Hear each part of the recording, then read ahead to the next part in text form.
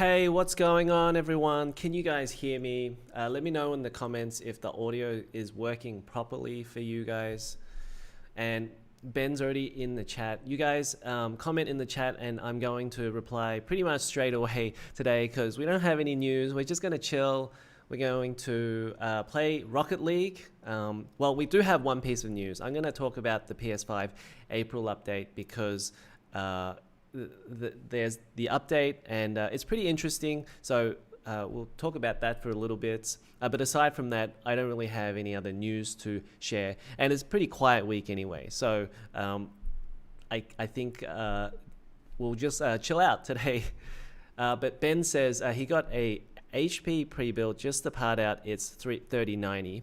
And he did the thermal pads and paste based on my video, which is awesome. Thank you, Ben. And make sure to go and check out lots of other videos as well, because, you know, seeing as you've got that HP Omen specific card, well, it could be slightly different to the MSI. So make sure you go and check out all of the other, but obviously you've done it already, but like, you know, for other people who are doing the mod, check out other people's videos as well, because each card is slightly different, and the Founders Edition, the NVIDIA one, is totally different to the AIB cards.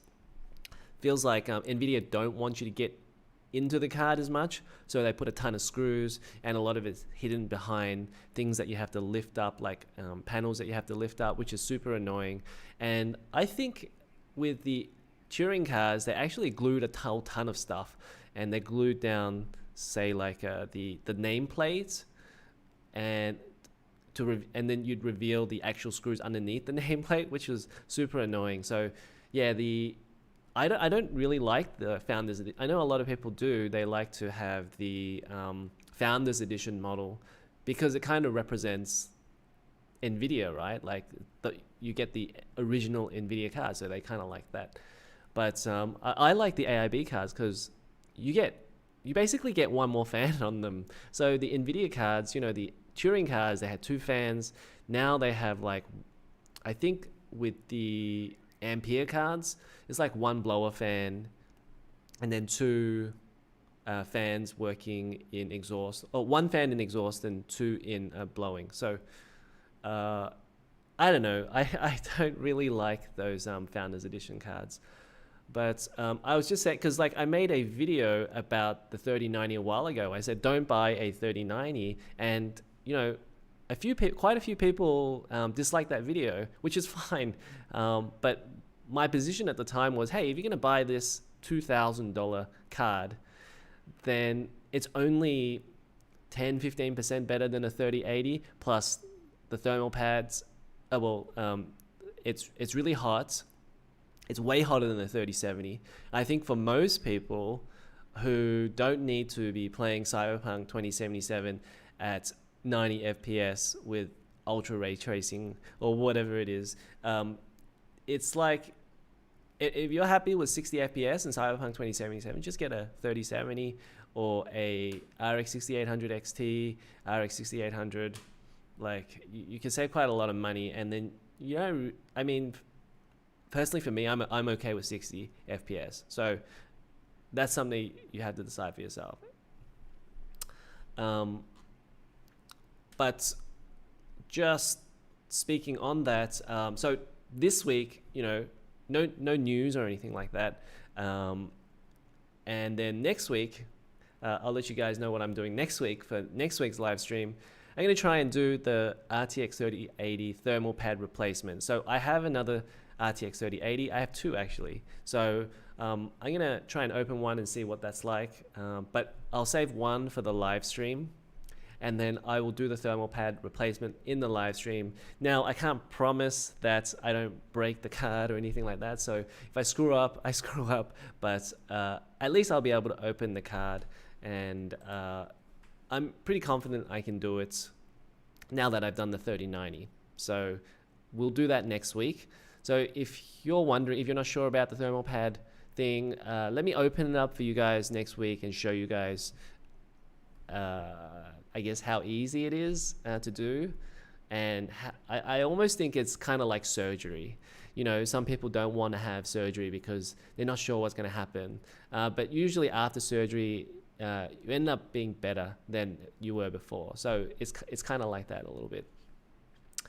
Okay, so next week we're going to do the RTX 3080 thermal pad replacement on a live stream, same time next week. Okay, so Benjamin says, I'm not into mining. He got a HP Omen specific card, which is really interesting because I always thought with these HP systems, they'll probably just get their card from, you know, your regular Asus, Gigabyte and all that. But I didn't know that. It says here the brand is Foxconn. So Foxconn is getting a ton of these cards and they're just shipping them out to OEMs. It's built to reference spec, so reference water blocks and software work good.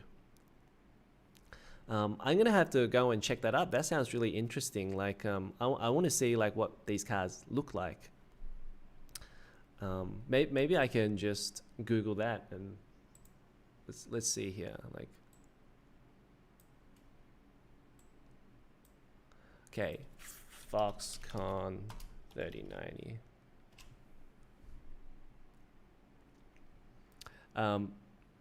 Or HP Omen 3090. Well, I think I will go and have a look later because it's going to be impossible to just find it right now and share it with you. But I think that's really cool that they have like another brand that I didn't really know did 3090s, which is Foxconn. Obviously, I know what Foxconn is.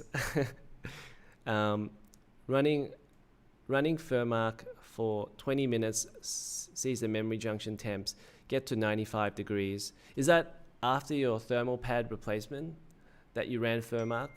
I think it would have to be, right? Because like if it was without the thermal pad replacement, you'd probably just hit 100 degrees.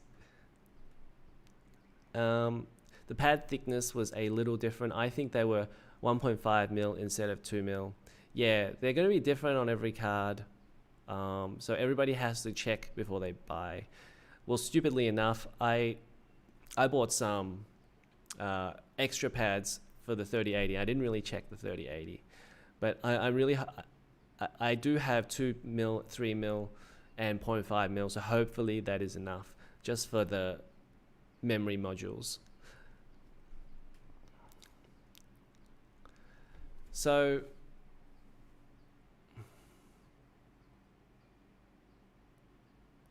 okay, yep, after the pad replacement and super high fan speeds. I got it due to 3D scanning, needing plenty of VRAM, otherwise would have got a 6800 XT. Yeah, I think with gaming, the fact that there really isn't that many ray tracing titles really means that you could probably just go with the AMD card anyway. Like, I think previously before people were thinking, well, I need to have a ray tracing card to future-proof my purchase somewhat. Like if I want to keep it 3 or 4 years, if I want to keep it 3 or 4 years, then I want to buy the ray tracing card because there's going to be lots of ray tracing titles. And we're actually seeing DLSS being implemented natively into Unreal Engine and Unity. So that's going to help a lot. But even if you have an RTX 2060 card, you're still good for the time being because you'll still have enough horsepower to run most things at like 1080p or 1440p. But I guess that's good for people who want to run things in 4K, having DLSS in Unreal Engine and Unity. What was I going to say? There's a question here from Okelv. How you guys? How you going, Okelv? Okay, Elv. Hi, Jim. What kind of desk do you use?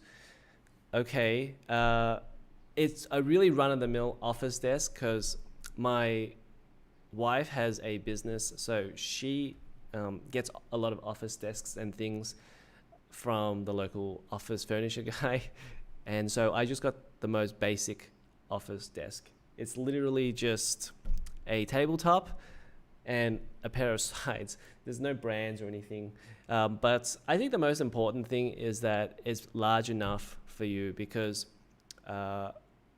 back at home, I'm using the IKEA, the really cheap IKEA desk, and I wanted to keep it as small as possible because the room is quite big, but there's a lot of stuff inside the room. So I wanted to keep that desk small. So that desk is like 1.2 by 0.6, 1.2 meters by 0.6 meters, and yeah, it's really tight. But if you just have a keyboard, then it's not too bad, I guess.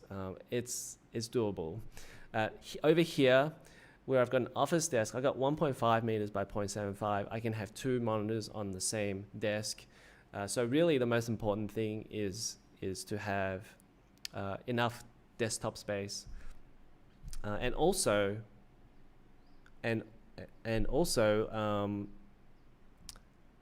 well, I just forgot my thought. But yeah, I think it doesn't matter too much, and you don't have to spend a lot on desk. Spend more on the chair, by the way.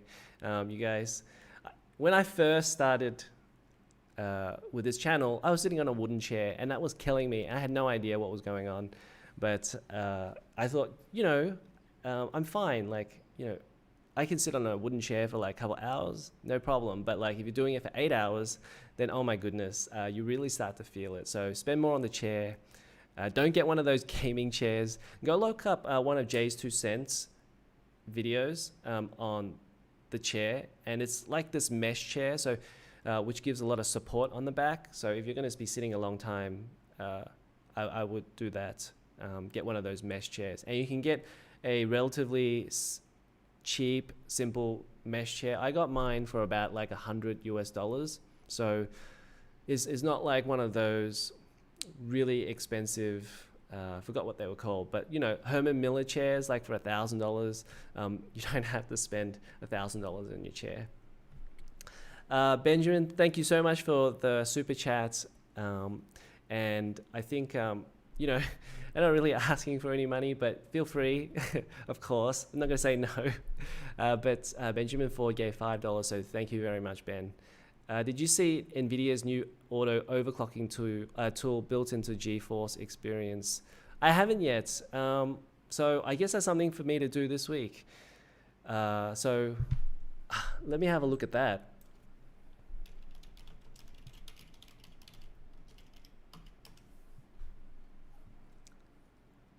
But yeah, I think they really need to have something, because I just bought a AMD card, which is the RX 6800 for this system right now. I'm using it right now. And they have all of their overclocking features in their Radeon software. So I would say that like it's not bad. There's just a lot of stuff in there, and I think it would be easier if they simplified it a little bit to more like an MSI Afterburner system. But the thing is, like, why is everyone using MSI Afterburner? NVIDIA should have their own overclocking tool. I mean, it's their card, so it's really weird that all of these AIB partners have been making their own overclocking tool and that we're using MSI Afterburner. And also, the other thing is, I think MSI Afterburner is fairly simple on the surface to use, but like once you start to do things like on-screen display for your FPS and stuff like that, it gets very convoluted, and you really have to go and watch a video. Like, there's probably no way anybody is going to be able to figure it out on their own without a lot of trial and error to get it to display how they want it to display in games. If you don't, then it's just a tiny little dinky like FPS in the top corner at like, using the 10 size font. So you really need to go and check a video to do that. But what is this NVIDIA overclock? I hope, they come up with something similar to AMD.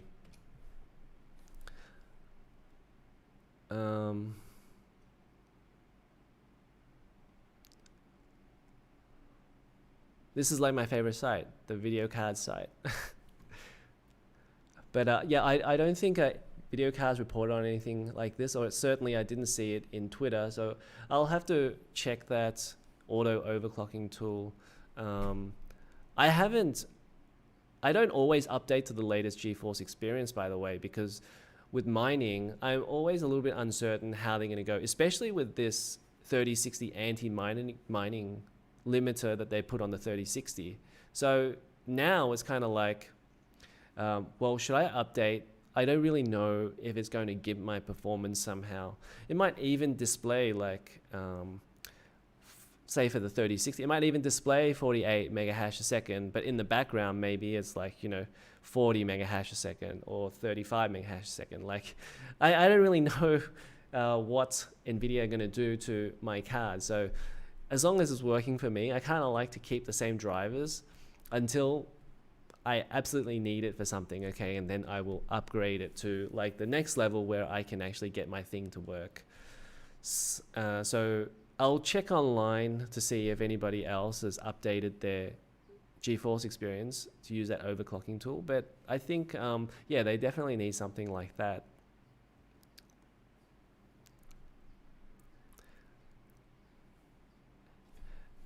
Okay, Elv says, yeah, I've been looking for some, but there aren't many with enough depth, so I was hoping you had a good answer.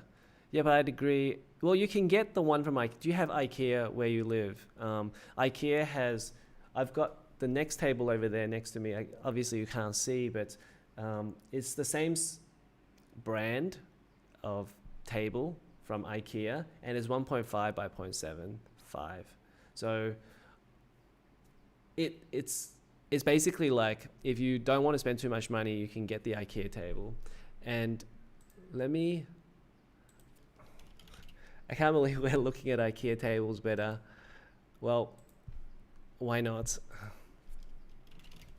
I've forgotten what it's called. It's called the Linman table. I'm just using something like this, but you can get the one in 1.7, 1.5,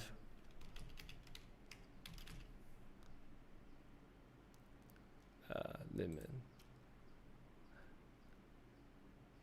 You can get this in 1.5 by 0.75, and there's another one there, right, that you can get where it's like 2 meters by 60 centimeters, which is really cool. Like if you want a background like the one that I've got in my other videos, that's actually two 1.2 meter tables, but you can get it as one table, a 2 meter table, which is kind of cool. Like if you want to have two computers side by side, you can get that. Okay, hey, I was going to just quickly share my thoughts on the channel, seeing as it's the 1 year anniversary or celebration. I was just going to share my thoughts with you, like what I've been, I guess this channel that I've had for 1 year. And, looking back at all of these videos, the whole process was basically a learning process for me. I had zero idea what to do. And I think with YouTube, and, at the start I was like, okay, let's see like how far I can go with like 0 people subscribed, 0 friends that I've contacted. Actually, a lot of my friends, even my family, don't really know that I do this. I think they do, but I haven't really talked about it that much with them. And that's probably a little bit of a mistake because I spend a lot of time on this now. So I guess like once I go back to Australia, I can tell my folks, my in-laws are here, but they don't really know. But it's really weird. Like I kind of knew that I would spend a lot of time. So it was like, well, they'll probably just tell me that I'm wasting my time, most of the time anyway. It might be a cultural thing. It might be like an Asian thing, but yeah, actually it's probably not. It's just a conservative thing. Like I think people who are more conservative might go, well, maybe you should spend your time, to do things that are a little bit more, I guess, with more financial incentive. Like there's really no point to put up a video that gets 10 views, right? Like if I was making, but the thing is, the thing with YouTube is like, you can't just put a video up and expect to get 1 million views. The way that YouTube works is like, your audience is watching your videos. They're also watching other people's videos. And then if they're watching other videos, then YouTube has this data that says they can predict like if you're good or not. So of course, like at the start, people aren't really watching my videos. Then you also don't get that pass along. So like if somebody watches the video, more or less, that will probably get recommended to somebody else if they watch it for long enough or they liked it. Then it will get passed to somebody else. But at the start, it gets really hard to get off the ground because nobody knows you, nobody can find you. So it's like, okay, you're going to get 10 views. Now it's not going to get passed to anybody else anymore. And so most people have a difficult time to get off the ground. And even if they make something searchable, well, they're going to be at the bottom of that search list anyways. So most of the time at the start, you really have to get in first with a topic so that when people search for it, they find you, and then you go from there. But at the same time, that once they click on it, it's like, well, is the stuff entertaining or not? And then that way you also get ranked. So it's a learning process for most people. Unless you have a skill of some sort, like unless you're a videographer, photographer, cinematographer, unless you're good at sound, unless you're good at something, then you can't really jump the queue for things like YouTube. Like most people are going to have to go through that learning process to be good at making YouTube videos. And I guess I'm still learning after a year. And, of course, I would like more subs. Everybody wants more subs. So it's kind of like, well, we just have to keep going. We just have to keep, and then I guess over time, the subs also, I almost feel like it gives legitimacy to people as well, because people see that you have 100,000 subs. So it's like, okay, well, I'm going to sub on that too, because a lot of other people are subbing to this guy. So he must know what he's talking about. So you get that kind of thing going. So we just have to keep going.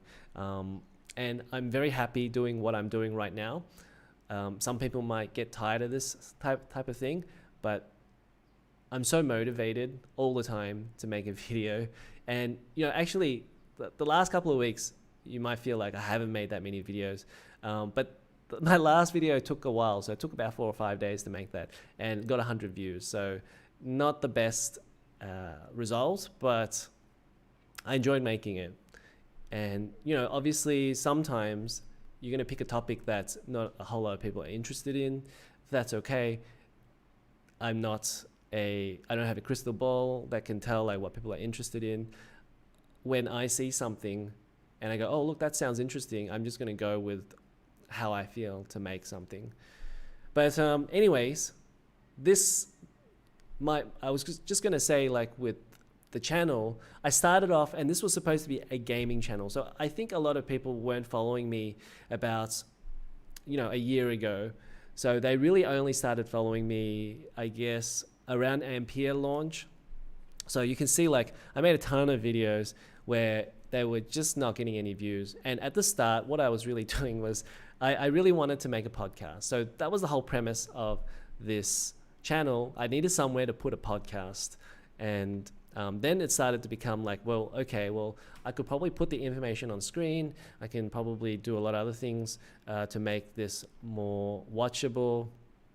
But still, no one was really watching an hour video, because most people on YouTube, they come in and they go, okay, well, let me watch something for 5-10 minutes and then leave. So you have much better chance of getting views if you make shorter videos. Unless you already have an audience, then you can make an hour-long video. But most people can't, especially if you're starting with no followers, no friends, nothing. So then it became, okay, well, I'm going to split everything up. I'll do an hour-long recording, and then I can split it up into 5-6 videos. And that wasn't still a very good product, I would say. And it was really only by the time Ampere hit that people started to watch stuff, because I made a video and this really took off. This had 6,000 views. And so I guess YouTube looked after me. The algorithm looked after me. I talked about how Micron reveals NVIDIA RTX 3090 on their website. It was 12 gigabytes. And, it wasn't even correct. But that was because the video cards article said it was going to be 12 gigabytes because they saw that Micron on their website said they had 12 gigabytes. And they were referring to the fact that it had a 384-bit bus, so everybody thought it was going to be 12 gigabytes. But so it ended up being, of course, 24 gigabytes. But anyways, people obviously seemed to watch that because it was the latest news. And so that's how people found me. And then it was crazy after that. Like, I'm not getting any of the views that I was getting now. And you know, the funny thing is I've seen a lot of other creators make videos as well. And then they would also make similar videos and get a lot of views. But now a few of us are in the same situation where we're not really getting any views anymore. But for me, that's okay because I just like talking to a camera anyway. So maybe other people, they make a video and don't see the result. Maybe they are a little bit disheartened. So they're not going to make as many videos. But for me, I'm motivated every day to make a video. But obviously, you know, I still got work. Obviously can't quit work if you got 10,000 subs.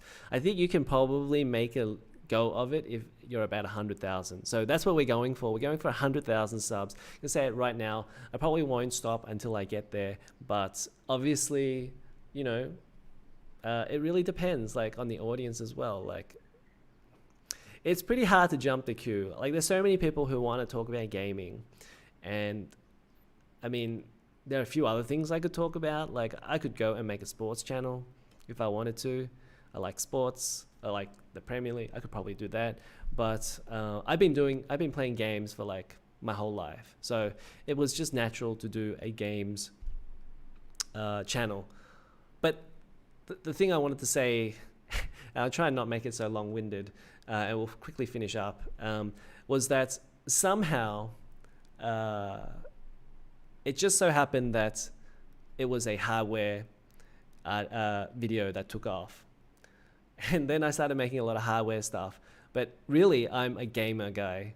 I'm a fan of gaming. So I want to talk about like Sony and Microsoft and Nintendo, PC, and then I like all the systems. I've had all of the systems. So it's really funny to me that if you have a more focused channel, like if you're just the PlayStation channel or just the Nintendo channel, it seems to be that you get more fans that way, or people start subscribing to you because they're like, okay, well, I'm going to come to you to get my Nintendo information. So that's the problem that I have to tackle for the next year going forward, is like, do I focus in more? Do I focus more on like one specific thing, like say just do PC gaming or just do PC hardware, or do I continue making a lot of videos about everything? So I'm at that crossroads right now, and I'm really not sure. So until I know, then I probably won't make a decision. But at the moment, I think I'm okay to make lots of different types of videos. You can see here, like anytime I put up an NVIDIA video, I'd get like 20,000 views. And then I made, this was crazy. Like there was this week where the cards, or they had the announcement for the cards and Zen 3, and things just went absolutely nuts. Oh, actually, this was about 1 month before with the leaks. I got 47,000 views with the 6900 XT. And at the time, nobody thought the 6900 XT could beat the 3090. And I'm like, hey, look at these specs. I'm like, these specs look like they're on par with the 3090. And so people couldn't believe it, because the previous generation with RX 5700 XT, the 5700 XT was more like the 2070. And then 23,000 with the 5800X, 71,000 views with the 5900X benchmark. And you know, there's not very many benchmarks right now. So it's not like I'm going to make something up and just make a video about like a benchmark on Lovelace or whatever. But yeah, after that, there are a lot less people watching PC hardware. Everyone's been going to watch mining stuff. You've seen a lot of mining YouTubers get a ton of views and subs. People understand, like, and I think even gamers are starting to understand now, like, the the money that you can make is worth more than the other negatives that come out of mining, right? So people can understand that, okay, if you have it, why wouldn't you do it? Like, it doesn't make sense not to do it. I think people can see that, and there hasn't been as big of a backlash as it was like about 4 or 5 months ago with mining anyway. So, and I think people understand, like, if a 3080 costs $2,000, how is anyone supposed to pay for that outside of very, very wealthy people who don't really care and just upgrade every generation? This is essentially like a luxury item, a $2,000 video card that gets you maybe 20 or 30% more than, say, like a $1,200 or $1,300 3070 at the time. Certainly the 2080 Ti was like, $1,200. But anyways, I just wanted to say, yeah, I had a go. Excuse me. I just want to say I had a go, right? Like, and YouTube didn't ignore me, so I'm happy with that. I'm happy with the way the first year turned out, and we have to go again. Like, I got 9,000 people subscribed, and maybe they don't want to watch Sony stuff. Maybe they want to watch more PC hardware stuff. There's going to be lots of PC hardware stuff coming. So I've got my next few videos planned out. Like, I want to talk about ray tracing a little bit because I got the 3070, I got a 3060. We've got lots of content coming. Obviously, I'm working, so it's going to come out a little bit slower, especially with testing stuff. Testing stuff takes ages. Like, every time you see me test something, it takes about a week to do in the background. Meanwhile, I'm doing the news articles and stuff like that as well. So that's the other thing. Like, should I make this channel like a news channel? Should I make it a testing channel? It's... I don't really know right now. But at the moment, we're just going to go with the flow for a little while. But let me know your thoughts, like how you think the channel is going, because, yeah, I could really use some feedback, because I'm a bit... I feel like the channel... I'm trying to hit a lot of places, and for the channel to grow, it's hard for the channel to grow that way. Like, it seems like people who are more focused on something is easier to grow, because people see it and go, okay, well, I want to subscribe to that because he will keep me updated on this type of thing. Okay, well, let's go back to the chat a little bit. Okay, Elv says, yeah, I've been looking for some, but there aren't many with enough depth. He's obviously talking about the table that we're talking about before. So I was hoping you had a good answer. Just go to IKEA, because like, it'll be the cheapest table that you can find. I think the table I got was like about $50. So it's okay. It's not like the best office desk that you're ever going to get. But for me, I just don't even want to spend on unnecessary items anymore. So I got to see the value in... I guess that might come with being a YouTuber, because I have to see the value, or maybe it's just me. I need to see the value in something. Like, it's not like I want to spend like $1,000 on a Herman Miller chair, like when I can get a $200 chair that does like 90% of the job. Yeah, but I'd agree. I recently got one of those ergo chairs from Staples, and it suits me well. It's in their experimental features and has apparently been around for since late last year. Okay, that's the overclocking tool. OKL says, I've been checking out the Gerton tabletop with double drawers and a leg in the middle, or same thing but with the Salgin tabletop. I haven't heard of any of these desks. Let me have a look.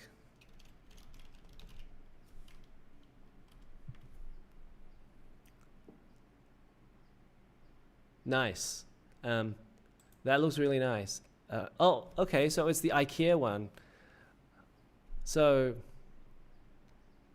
yeah. I was just complaining to my wife. You remember like 20, 30 years ago, we had all of those pull-out keyboard desks?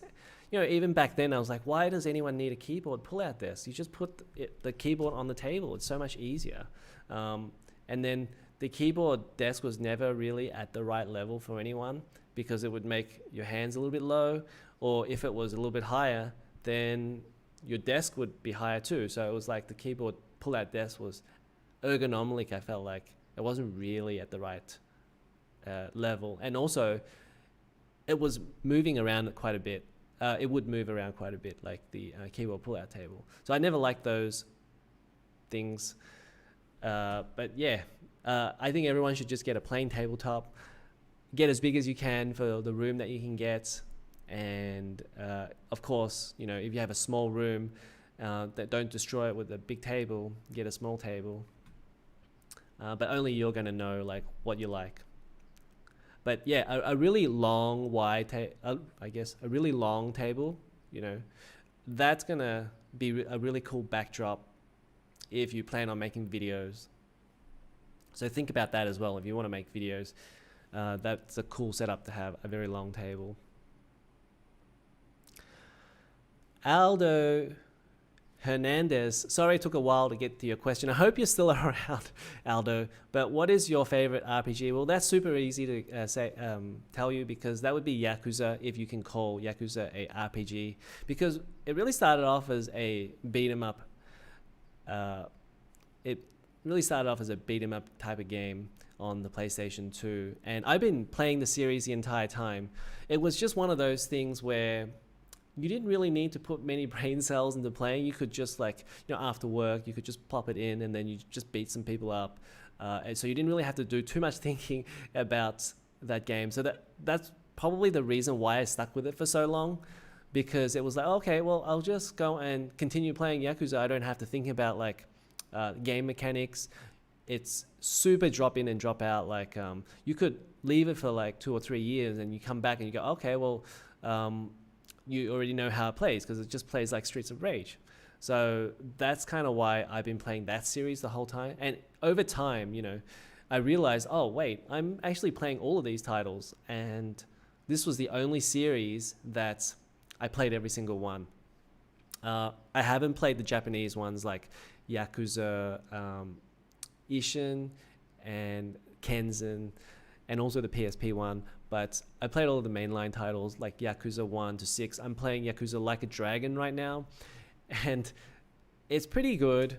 I had initial impressions on that on my channel, so you can go and check that out if you want. But I plan to do a review on it.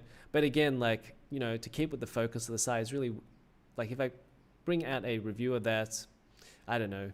I don't know how many people would watch it, especially like now that it's 6 months later.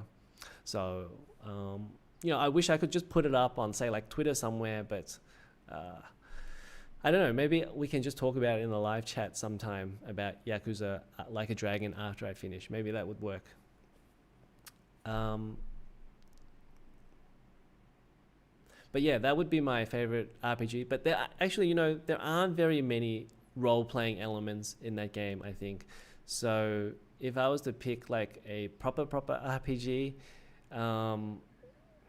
gee, that's really tough, because like previously Final Fantasy X on PlayStation 2 was my favorite of the Final Fantasies. So I played 10 and 13, but obviously, you know, just judging this entire series off 2 games, it's not, yeah.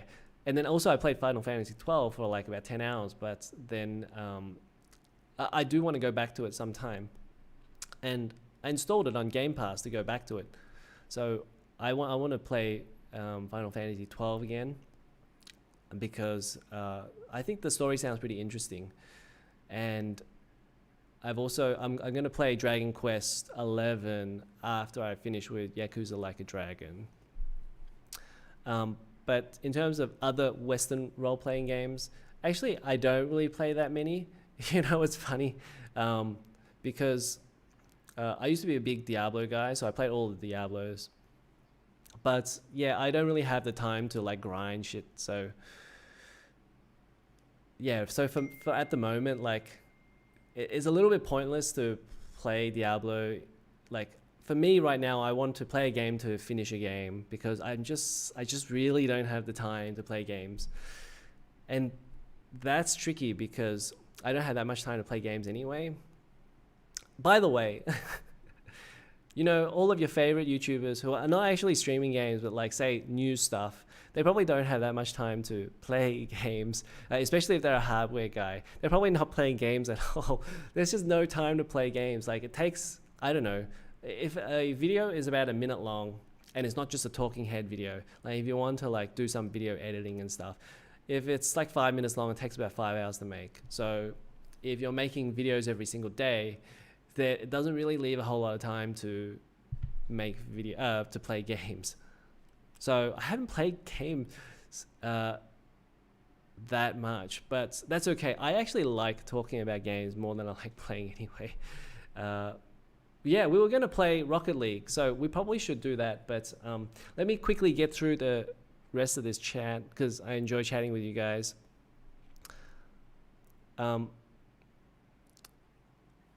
I hope I answered your question in terms of favorite RPG. That would be Yakuza and Diablo. And I've always wanted to play like all of the Infinity Engine games, but yeah, just didn't have the time to play like Baldur's Gate and that sort of thing. Tyler, testing is time consuming. Yeah, it's unbelievably time consuming because like, okay, think about a benchmark run and think about what those Hardware Unboxed guys are doing. They're doing 45 games and they're testing in 3 different resolutions. So it's 3 resolutions, plus they're doing 2 cards. So the recent video they did was the RTX 3070 and the RX 6700 XT. So they had 150 benchmarks to run for each game, and then they had to do it with 2 cards, so it's 300 benchmark runs. And 300 benchmark runs times 10 minutes is 3,000 minutes, which is about 50 hours. So it takes them 50 hours to make that one video. So I'm very appreciative of like, people don't see, they see the chart for like 5 seconds, but actually 50 hours went into making that chart, which is unbelievable. And you know, I've tried doing testing videos on my channel, and they take a week, especially if you're working and you're just coming home and then you want to run like benchmarking for 2 hours. You might get like 6 runs through. And then you also have to do things like make sure it actually works, because sometimes it doesn't work for like, it will crash for whatever reason. So very annoying to do testing. And I think we don't really see the effort behind that video. Like we see a 10-minute video, but we don't see that 50 hours went into it. Aldo says, talk about whatever you're interested in. Don't apologize for your opinion. Thank you. I try to like just say what I need to say. And yeah, I don't really need to apologize. Everyone can make their own channel. So if you want to have a say, yeah.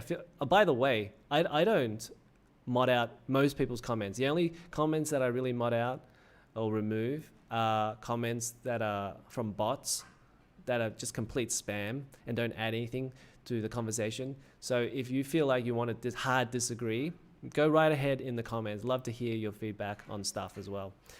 Just don't make it nasty or anything like that. But yeah, love to have that debate. Qualitative reviews sound cool. Well, see, that's the thing. Like, they're already very dedicated review channels. So unless you make your channel specifically about reviewing stuff, and I knew right from the start I couldn't, because I'd have to play a game for 50 hours to get a video out. So then that would mean that it'd probably take me about a month to get a video out. So there was no way I could probably do that. So this is why I thought, okay, well, I really enjoy talking to people and discussing the news. So let's make it that. Let's make the channel about news. And obviously, you know, once you get into the news, then you want to know, like, you want to explore more. So that's why I've done these other testing videos on the side, because I'm curious to know, like, you know, how does this 3070 perform? How versus like a 1070, or how does this card, like when you adjust the clocks on it, like how does that affect the temperatures? I think it's really interesting. Aldo Hernandez says, I have one right now, keyboard desk. I love it. Cool. Okay. You do you, bro. Yeah, for me, like the keyboard desk doesn't really work. But yeah, that's just me. Benjamin Ford says, I see your channel is a great resource for news and in-depth reviews of certain PC stuff. I say do what you enjoy and people will gravitate. Yeah, exactly. So I still want to make it a little bit more focused. I don't want to drop too many things out, but if something really excites me, I feel like I want to make a video for it. That's the way I'm rolling at the moment. It could change, but even something like, say, the PlayStation video that I just made yesterday, it took 4 or 5 days to make because I'm downloading videos to make it, and then I needed to re-edit stuff and almost like re-edit some and get things right, get facts right for these videos. So it takes a little bit of time, but yeah, as you can see, like who wants to spend like 4 or 5 days making a video to get like 100 views? So I really have to think about, okay, well, is this worth my time and effort to make these type of videos? I like them, but if people don't want to watch it, then I shouldn't make them. Aldo Hernandez says, I just got into gaming. Fire Emblem series so far is my favorite. Yeah, I like Fire Emblem a lot too. So I have Fire Emblem Awakening for 3DS, and that's a really great game. I don't know if you've played that one. I really hope they bring that on the Switch, because that's got to be one of the best Fire Emblem games. I probably got about halfway before I had to put it down, and I've been meaning. So I've got 2 3DS. I got a US 3DS and a Australia 3DS. So for the life of me, I could never find an Australian version of Fire Emblem for cheap enough that I wanted to buy. I'd have to pay like, I don't know, like 50, 60 US dollars for Fire Emblem. And I already got it on the US systems. But I want to sell my US system, so I kind of put Fire Emblem off to the side and stopped playing. But I really like Awakening. And then there was the next one where it had the 3 houses. I think it was the 3 houses, but like it was Fire Emblem Conquest and somebody else. And I got Fire Emblem Conquest, and you can buy the other one off the e-store. So I just did that. But yeah, I really like Fire Emblem. I haven't played any of the Switch ones because I guess it's you know, the thing is, like, for me, because I buy games, I want to play the one that I bought previously. So if I haven't finished Fire Emblem Awakening, then I don't really want to buy the Switch one until I finish the Awakening one. So I'm kind of really behind on a lot of series, but it's just impossible to play everything, right? So it's fine for me to like drop Fire Emblem. I still got a lot of other things to play. Tyler says PUBG. So what about PUBG? Do you want me to do about that? I've never played PUBG. And actually I've never played any Battle Royale games, but I might be playing a Battle Royale game soon for a video. So you could probably guess what that's going to be. It's going to be like Fortnite because of ray tracing.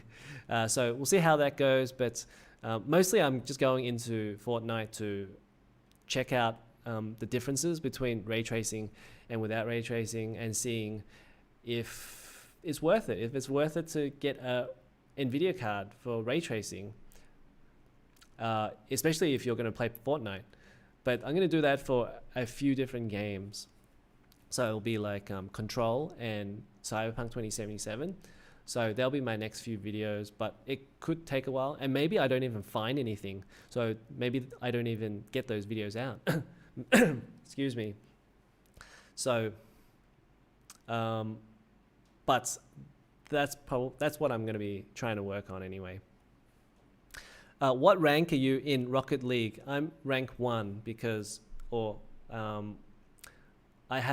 literally just installed it, and maybe that's a good segue to go and play Rocket League. Let me try and get out of this. So I said I would play something. So rather than just sit here and just talk, let's like, I can talk and play something at the same time, or try to anyway.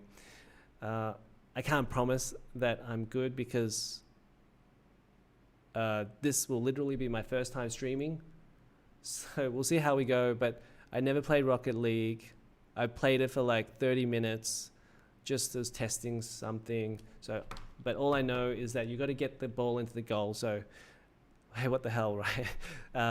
I figured, you know, if I don't have news, I got to play something.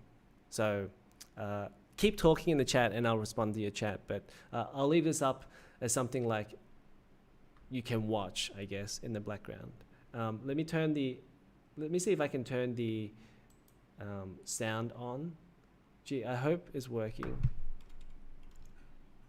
Let me know if it's working for you guys now.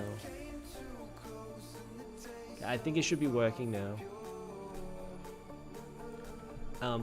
Let me know if the sound for Rocket League is working.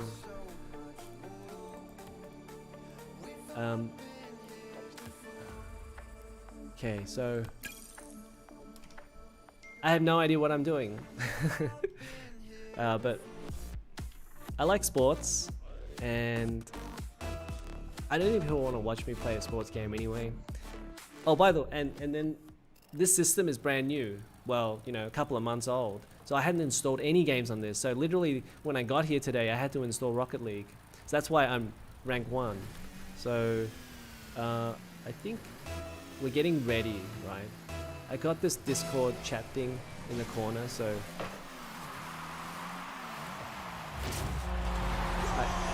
I don't know, did I score? I think I scored, or our team scored. I don't think the other team is ready. Okay.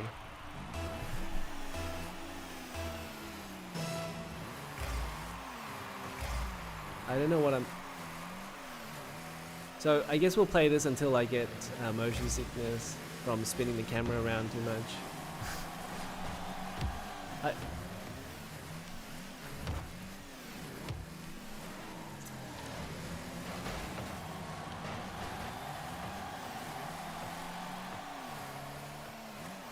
Get all the boost. And how do I do that?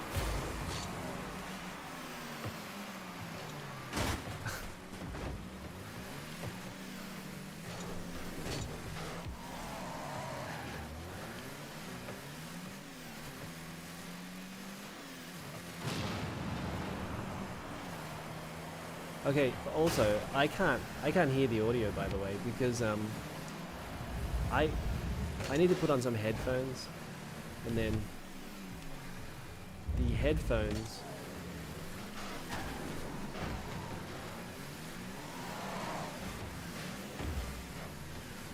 I don't have a pair of good headphones handy here, so I mean, this guy's killing it. This Beats Working 18 guy. You gotta hand it to him. He's just doing it all by himself.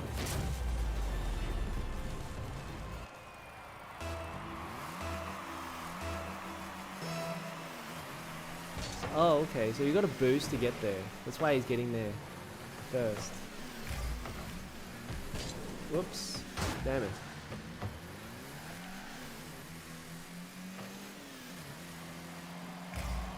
Oh no.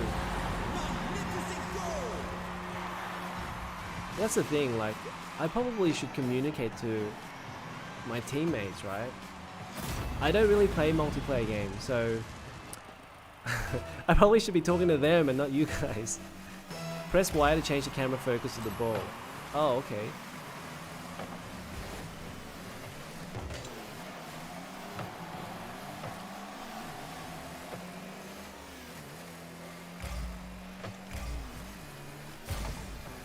Oh, here we go. I got this. Oh, no.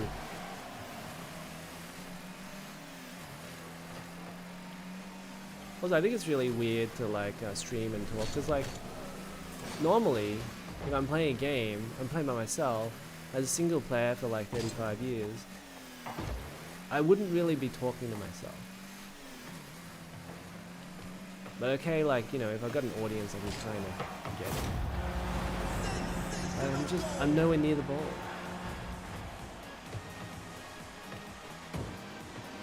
Team chat does not work, so you're okay. Why doesn't it work?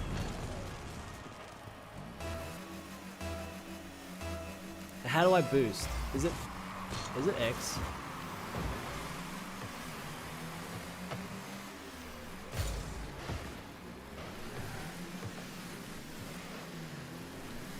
I got this. Oh, poo. Also, I find it incredible that I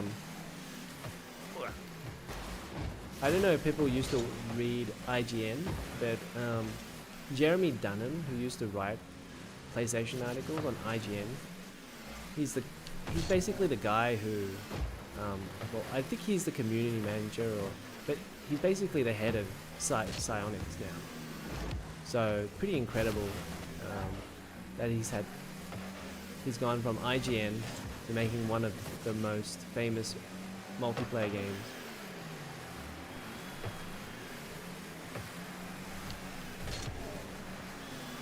Oh, go, go, go, go, go. I get an assist, don't I? I think I got an assist. Alright, it's a little late for me. I'm heading out. Good luck with the stream. Thanks, OKL. Make sure to come back another time, and yeah, we'll catch up with you again. Okay, we're killing it. So.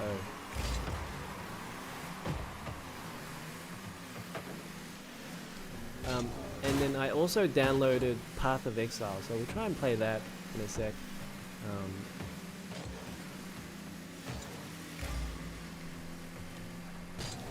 Whoops.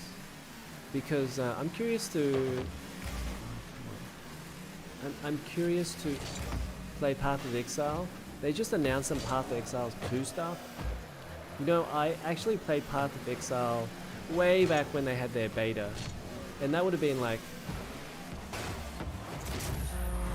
That would have been, what, like 2013, something like that, maybe even earlier. And it was not a good game back then, Path of Exile.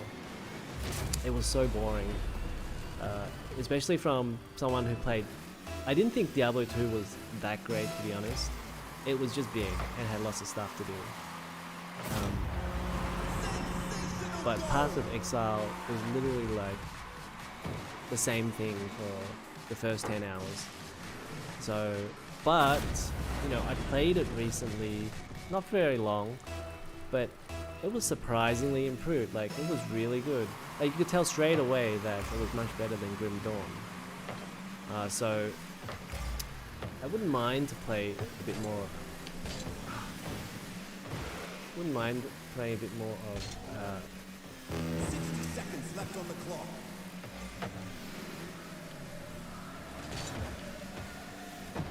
I wouldn't mind playing a bit more of Path of Exile. Sorry. I'm trying. It's hard to play and talk.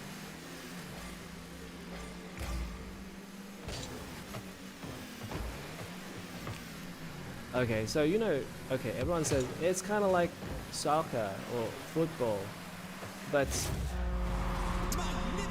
I think this would be tricky to try and use I guess the width of the pitch. If this beats working 18 guys score a lot of goals. Because, you know, in football, one tactic really is to use the width of the pitch and then cross the ball back in. But here, you wouldn't really do it as much because it's trickier to do.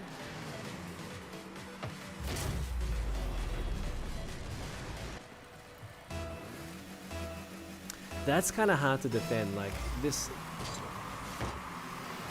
If you can get to the ball first, it's hard to defend that. And Beast working 18 is just killing it at the moment.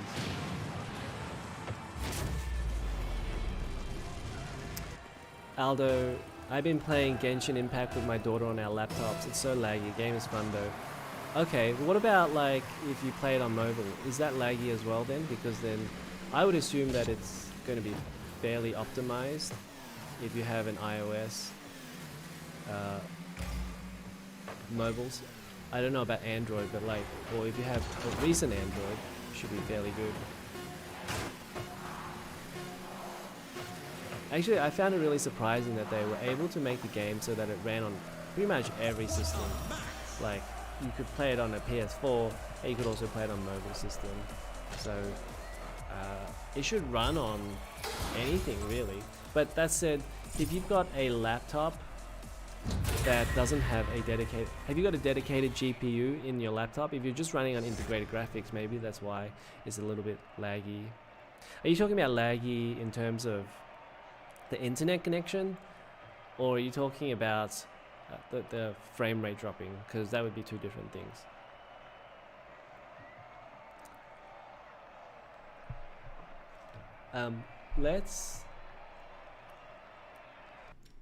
I want to see if Path of Exile is finished downloading. Then we could play that. Whoops. Oh my gosh, it's finished downloading. Okay. Why don't we try and play that? Okay. I mean, Rocket League is fun. We could probably come back after Path of Exile, but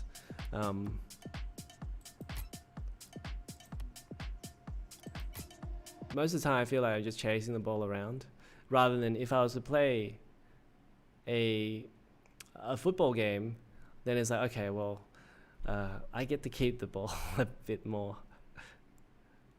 Mobile is worse, but playable on iOS. Frame rate is 1. Frame rate is 1. You mean is really bad? The frame rate is really bad?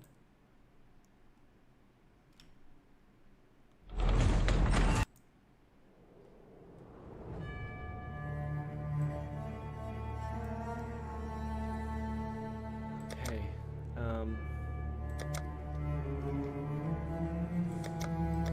Just hold up a sec so I can...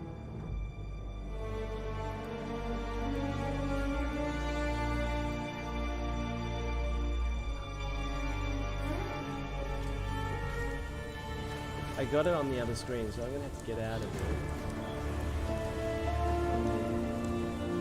Put it on the other screen like this.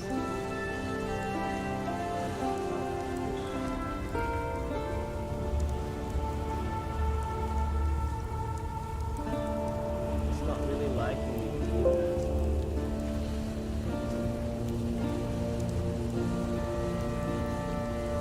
Nope, it only wants to do it on display 1, so I'm gonna have to change up a few things. I'm gonna bring the...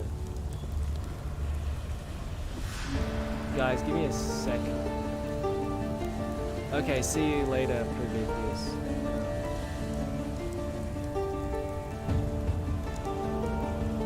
I'm gonna bring my OBS onto this side, bring my YouTube studio onto this side, and then gaming, I'm gonna make this, turn that off, audio in, video capture, display. Okay, let's try. Okay, let's try this.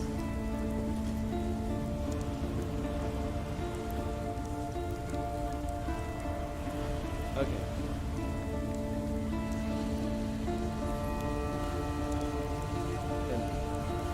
I think it's probably a bit loud, so let me turn it down a bit.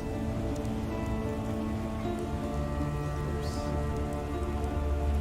Oh, right. I'm going to turn it down in the game. So I think that would be...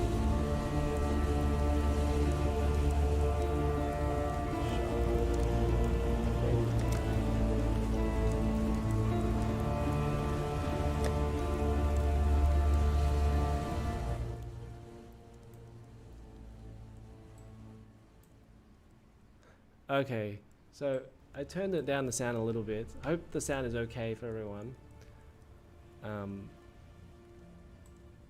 If it's not, let me know how it's going in terms of the sound. Okay, let's go with this. I have no idea how to play this, and then it says that I'm level 32. I don't even remember getting to level 32. This must have been like 10 years ago when I played this.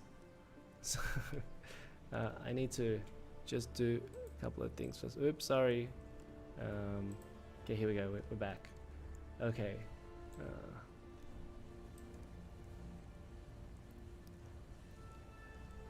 Aldo says, yes, the frame rate is bad. Xbox game bar is showing my frame rate as 1. The laptop is overheated and shut down before. Yeah. I guess maybe you'll have to try and play Genshin Impact on something else.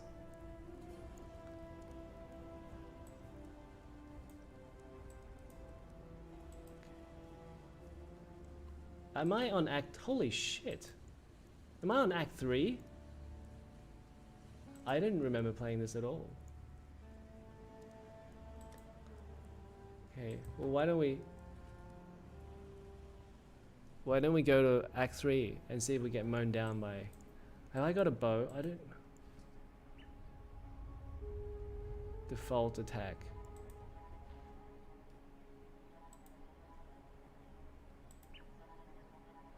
Does anyone know how to play this game? Skill can't be... Why can't I use that? Okay, I don't want to punch, guys. Shit. Why can't I shoot, guys? Oh. Okay, I'm gonna go back to town and work out what the hell to do. Whoa, shit. I'm gonna fucking die. Oh, shit. Okay, resurrect in town. Damn it, I lost everything. Okay, I need to work out what the hell happened to my bow.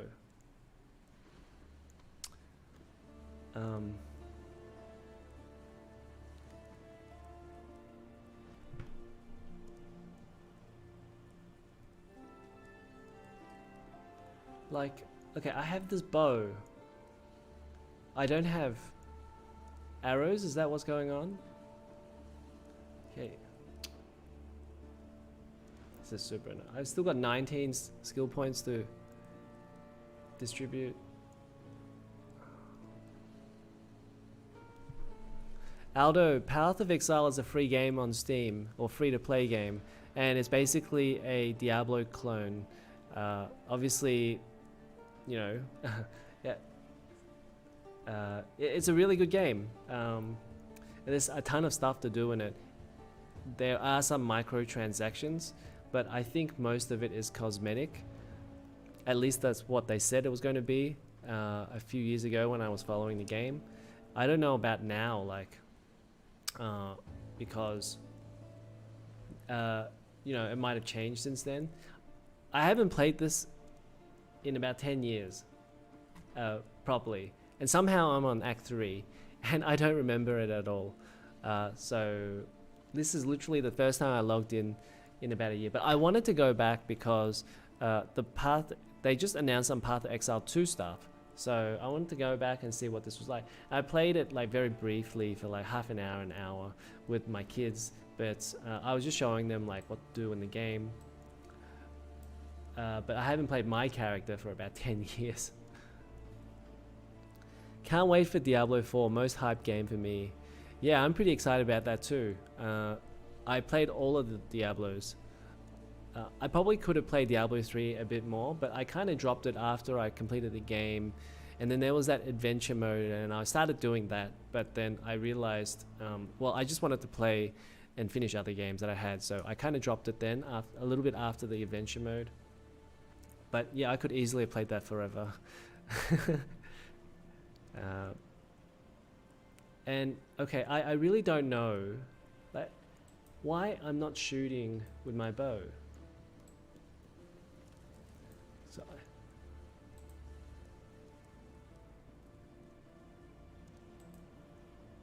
why don't I try and go here first? Or maybe I can only go to these places with the... Okay.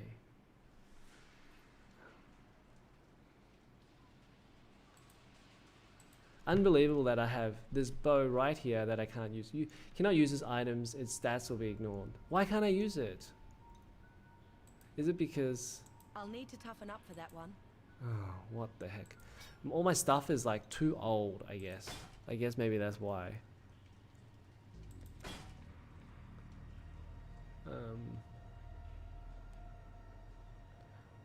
Oh. Requires level 36 gem. Is that why? What about this thing? Why can't I use this? I'll need to toughen up for that one. Okay, here's another. Oh, here we go. I got another bow. Okay. Okay, we're gonna use this. It's probably really bad, but we'll give it a go. And I feel like it's very dark.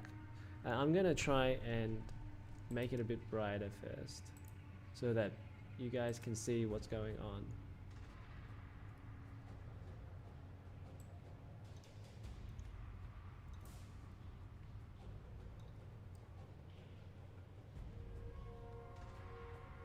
Why can't I make...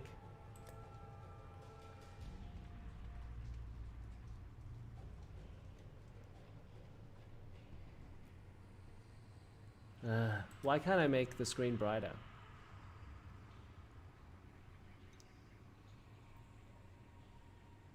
Unbelievable. Literally every game has something where you can brighten the screen except this one. So, alright, well, I guess I can't do that. If somebody knows how to do it, then let me know. Otherwise, we're just gonna have to roll with this brightness. I could probably do it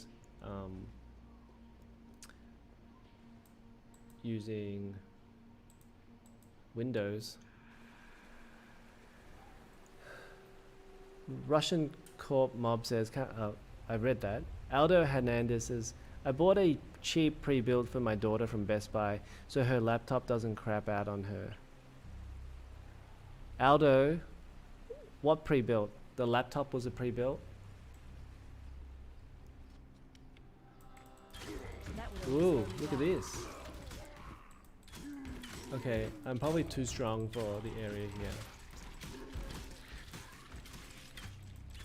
So it seems to still takes a couple of hits to get a couple of these guys down. But yeah, you know, I was playing Grim Dawn recently, and I don't know if you guys play Grim Dawn. It's actually the guys who made Titan Quest, and then they went off and made their own studio, and they made Grim Dawn. And that game had a lot of promise at the start, because you could use 2 jobs, but for whatever reason they really ruined it because they wanted to make it big. And there's a section in the middle of the game where you're literally just doing the same thing over and over again for about, I don't know, 10 hours straight. I'd say like from hour 10 to hour 20 I was literally just walking through the woods like this, and it would never end. So I gave up on that. I was like, surely, like, I'm 20 hours into the game, surely I'm kind of, I should be like, you know, mid game or 3/4 of the way through the game, and I felt like I wasn't, and I felt like I wasn't even halfway. So I'm like, okay, I'm gonna give up here.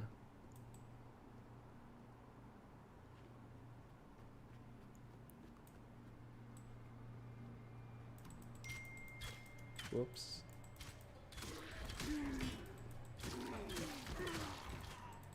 Ooh, here we go. Okay. That would only slow me down. I'm gonna get... What's my... Oh. Well, I can't use that. What the hell's going on? I'll need to toughen up. And I for can't that one. even... Oh, crap.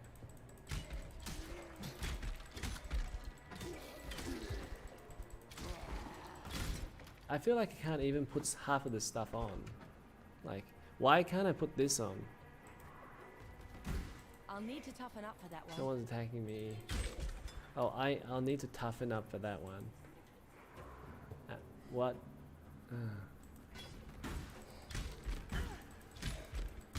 And I think Path of Exile does more than a lot more than Grim Dawn. Even like you can, crap.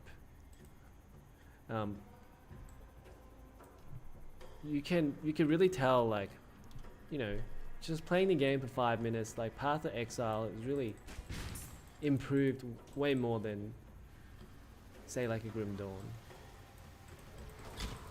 That would only slow me down.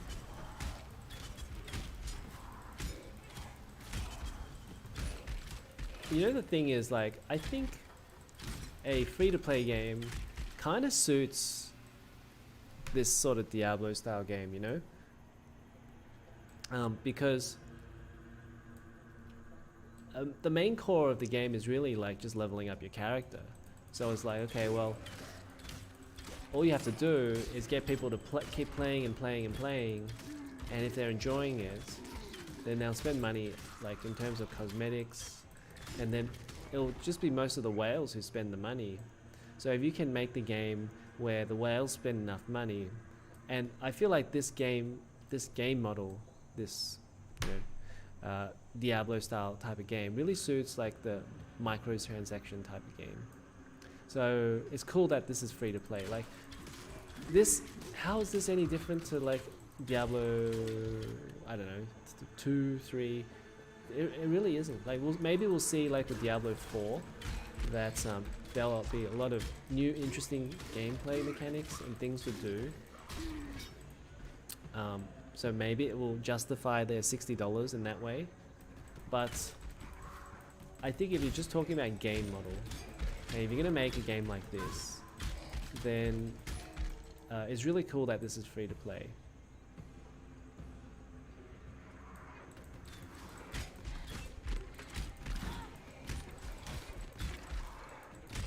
That would only slow me down. Can I put... Oh, here we go. Look at this. I got a burning arrow. Let's try this. Oh, can't. Ooh, okay. Yeah. Okay, I can put something else on the other. Oh, I got a lightning arrow. Eye shot. Okay, let's... What's this? Frenzy. Okay, let's try this lightning.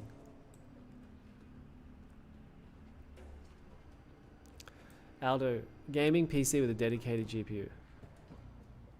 Yeah, I'm a big desktop fan, so I always like to try and go for a desktop, unless you absolutely need it for,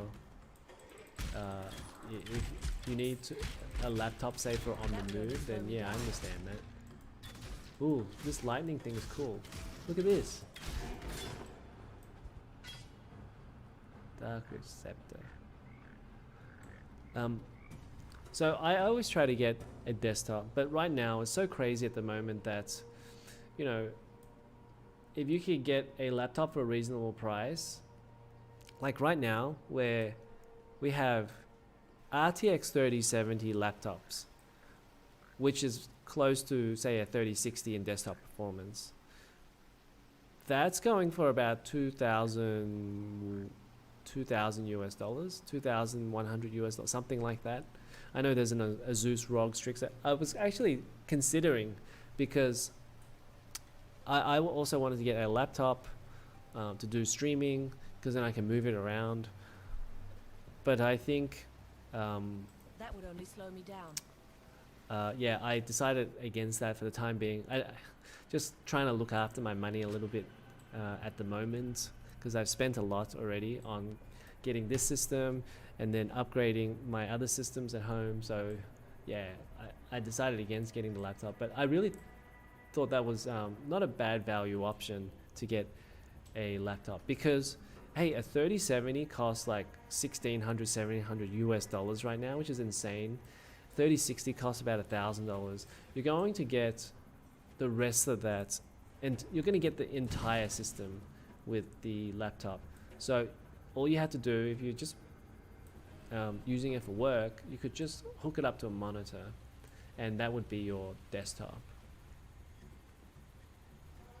So yeah, I think if you can't get a GPU and you want to make a GPU, you know, your dream system, kind of like how I did last year, then I would say you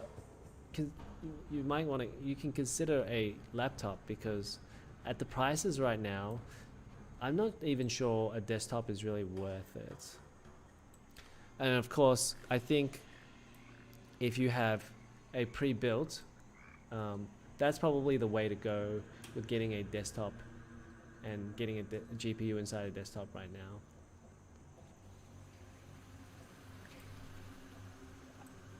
Okay, this is really weird. So like I literally went around the entire map and there's no exits anywhere. It's like once you do the map, you're done and you have to go back. I thought they continued on. Like in Grim Dawn, you can just, you go from one map to the next. But it seems like here that you're really just going from one map and then going back to town. I guess that's what's going on here. Whoops. I think they did a good job with the graphics. I mean, this is supposed to be a 2013 or 2012 game, and it's been 8 or 9 years.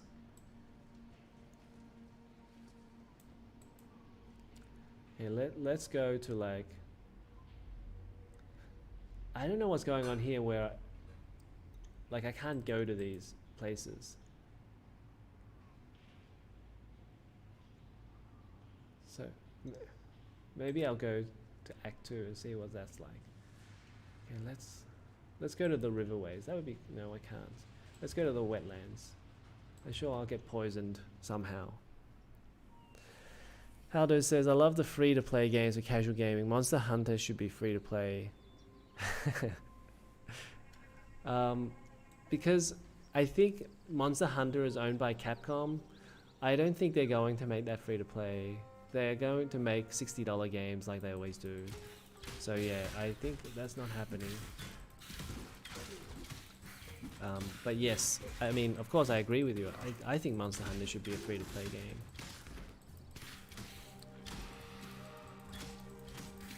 Oh, I'm dying. Oh my goodness. Okay. I can't really do this then, can I? I can't really...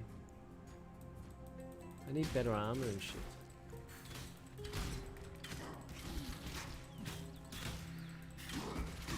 Uh-oh.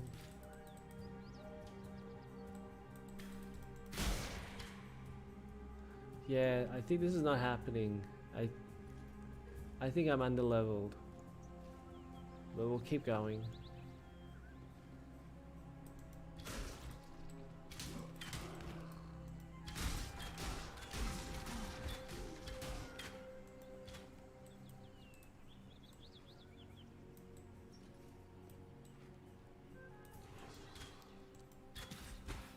Oh, I was going to talk about the PS5 news.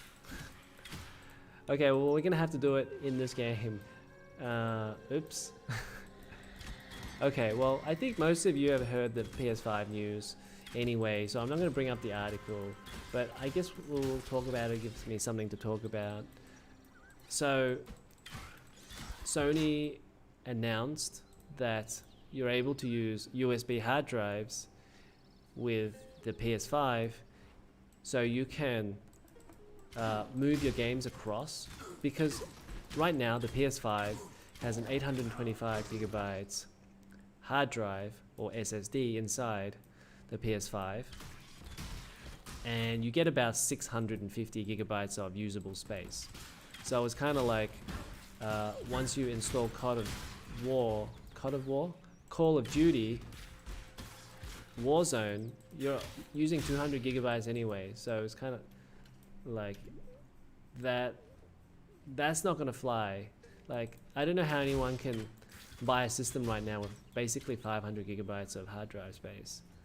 And yes, the PS5 is $399 or $499 depending on which model you get, so can't really expect too much, but they really needed to make sure that expandable slot is available.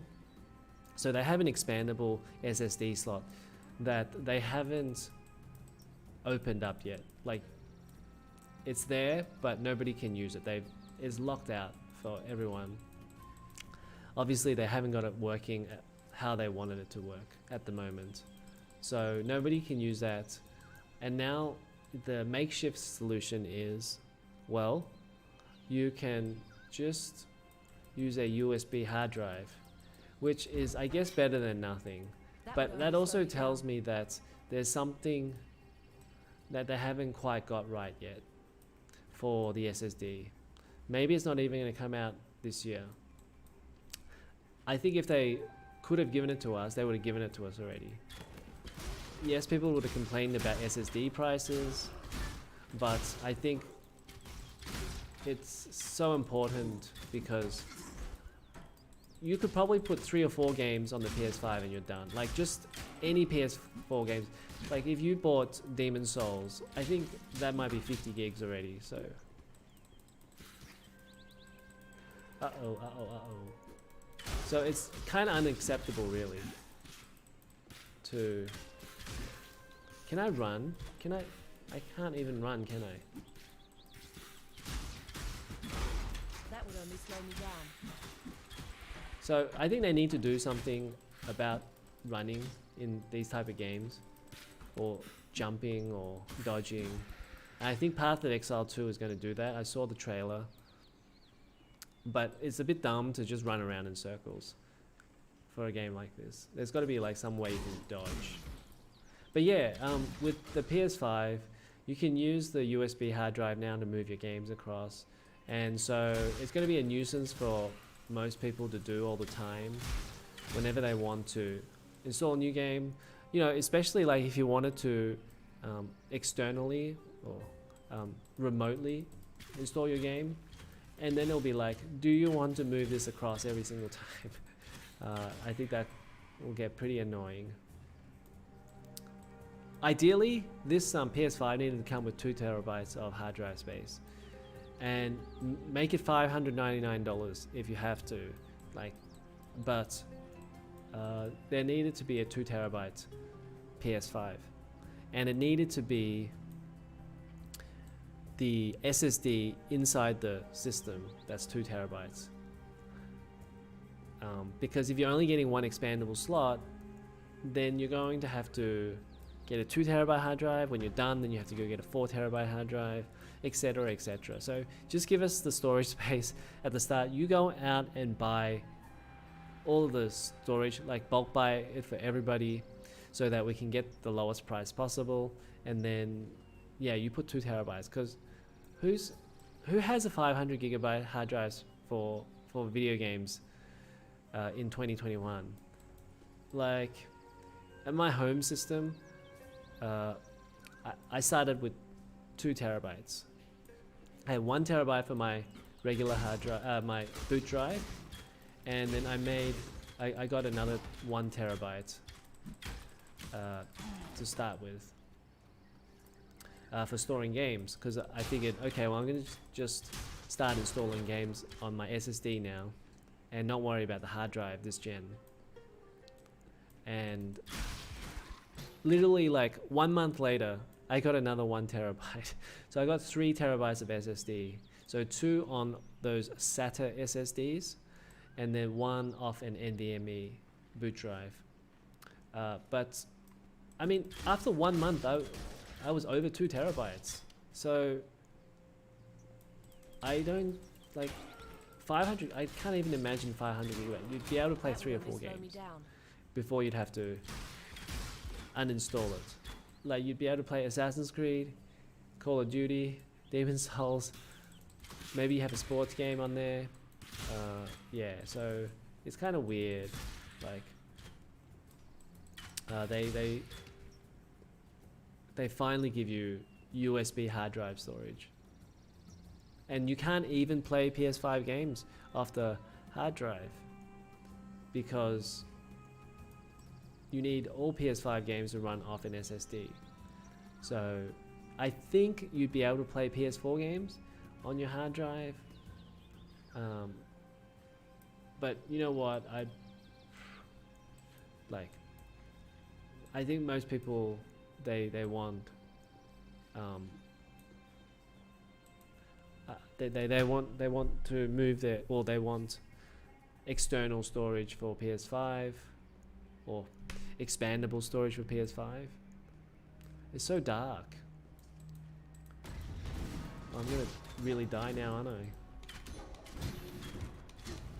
I don't know about this burning arrow, because like I like things that have like ooh, this is cool, you can zoom in. Okay.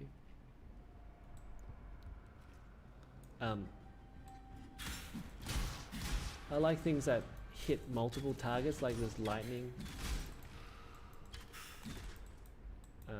because saves me button presses, and I still press the button every time because I'm kind of lazy like that. I'm sorry that maybe you can't see stuff because it's really dark.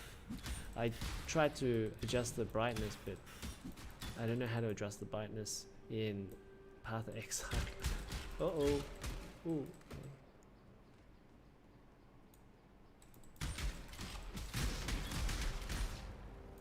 It's too dark here. I don't think you guys can see anything, which is a bit annoying. Aldo says, yeah, my budget for my daughter was under $600. Eventually I will make my dream system, maybe spend some of my crypto on a gaming PC in the future. Nice. Okay, and $600, you know, I don't even know like what you can make with $600 now. So congrats on getting that system if you got it for 600. I think, you know, probably could be happy with just any type of system right now. And I probably should be grateful that I had a 1070. You know, if you followed my channel earlier on, I was like, this 1070 is just not cutting it. I was pretty frustrated with my 1070. And yeah, I guess it kind of is not great.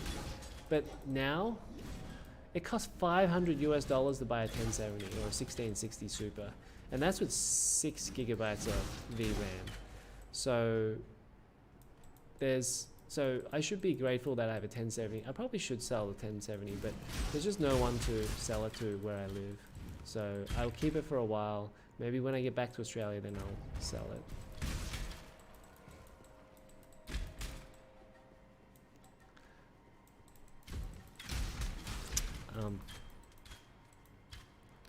Oh, Aldo. So I meant like, it seems pretty dark on my screen, and I was just wondering, cause like, for me personally, if I'm running a stream and then it's really dark, then maybe people won't watch it because they can't actually see what's going on.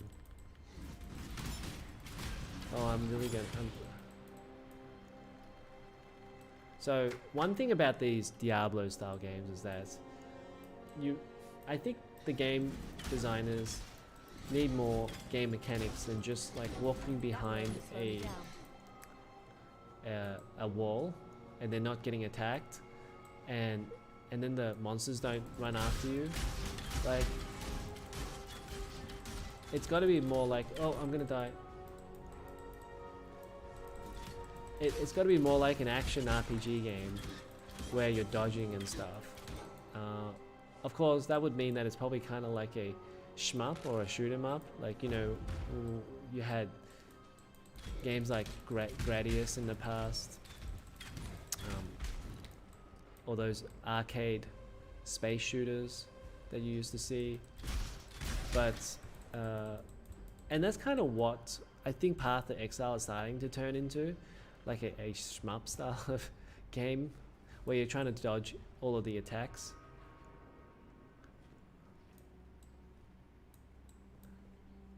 Admonishment Strive says, I mean, pretty much all the CNN, NBC, ABC are all just mouthpieces. This isn't news. Yeah, it's just a joke now. Media has just become a joke, and it's not just the US. It's literally like the entire world. All the media, they've realized that people just swallow the headlines. And you know, I do as well. Like it's like, oh, you see the headline, and then you're like, yeah, that's confirmation bias. Like, I know what they're talking about, so it must be true. But a lot of it is very, very sensationalized now. It's just beyond ridiculous. Xiao Hudan says the IRS is shit. Yeah. I'm assuming they're talking about Nancy Pelosi there. I won't get too political here, but well, is anyone really surprised that That would only Nancy slow me down. Pelosi decided to invest 10 million of her own money after she heard that Microsoft had a 22 billion contract for and they were getting lots of money from the military? I mean, like, Nancy gonna do what Nancy does.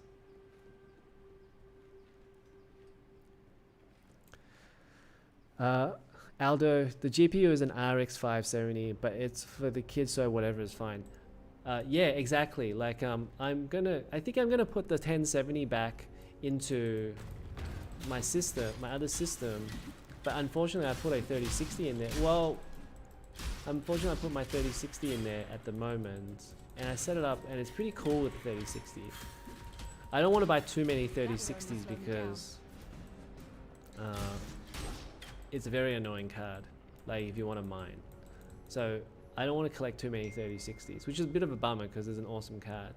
Now, I've changed my mind on the 3060.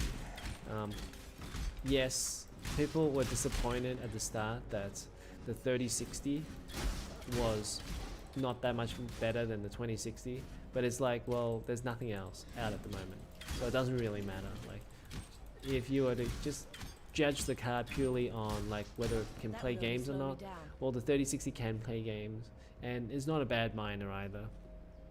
But yeah, RX 570, that's pretty sweet. Like, I'm of the opinion that it's like, it doesn't even matter what car you got anymore.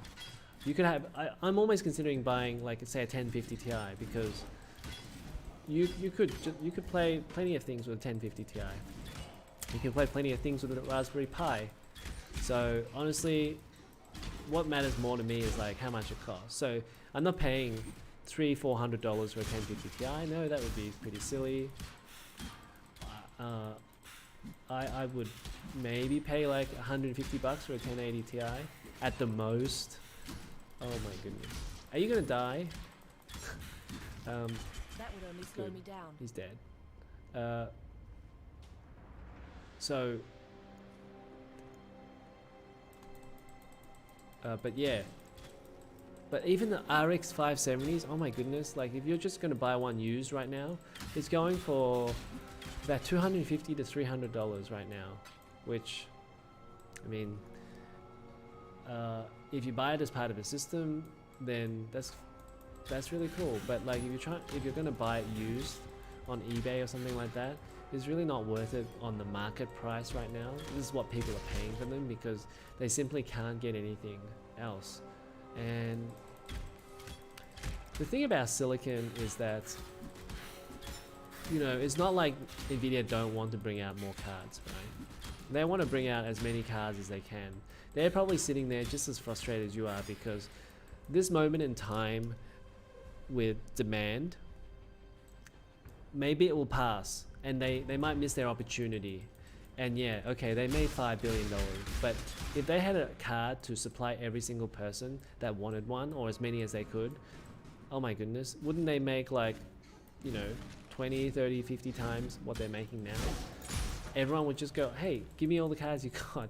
But because these cards get slowly leaked to retailers, like maybe they get 3 or 4 at a time, then, and this is by Nvidia's doing as well, because they got a very limited number of cards, so they want to keep the prices up,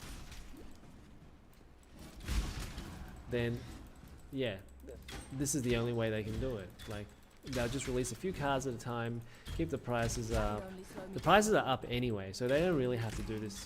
They could release as many as they want, because the Bitcoin price is just going crazy. Aldo, do I play the Yeast games? I don't play the Yeast games because I played a few of them in the past and I didn't really get it. I think that's the easiest way for me to say. Like, it felt a bit like an old style Zelda type of game, and it wasn't really doing it for me. Oh, I died. Oh. Ah.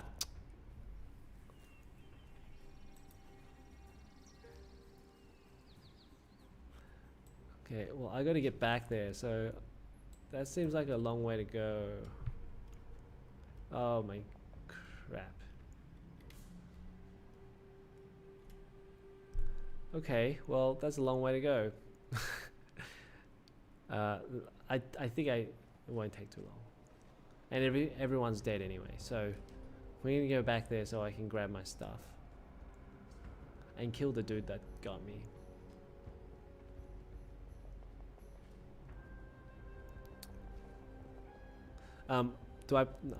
I played Ys Oath of Felghana for like, I don't know, a couple of hours, I guess.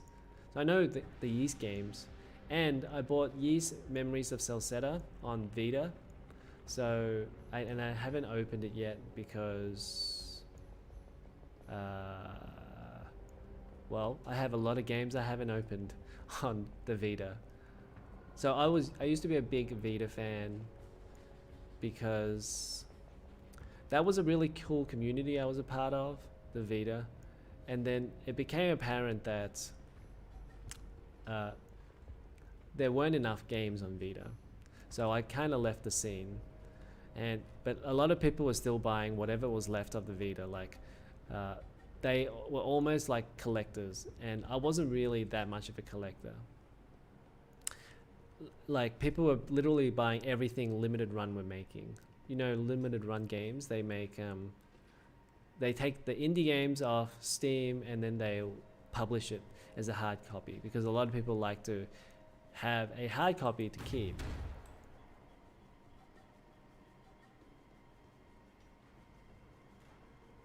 So a lot of people were doing that, buying pretty much every game that they could get.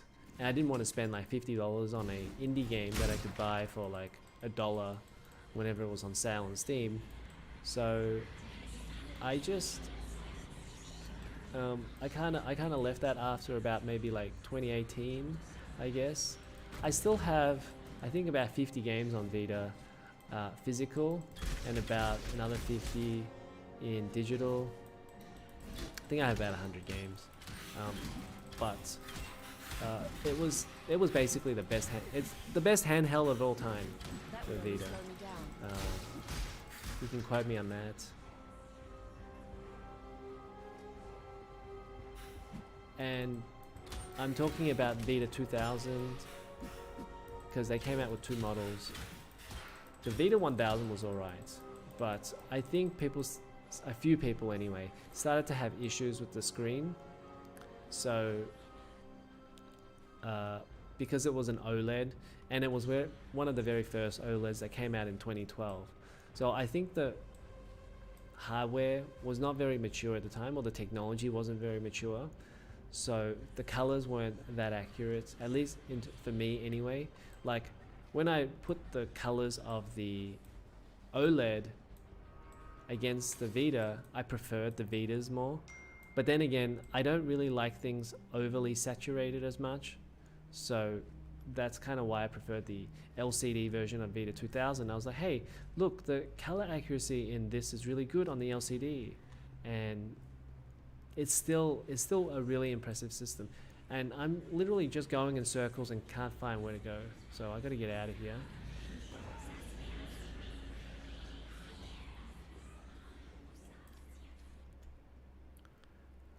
What the heck?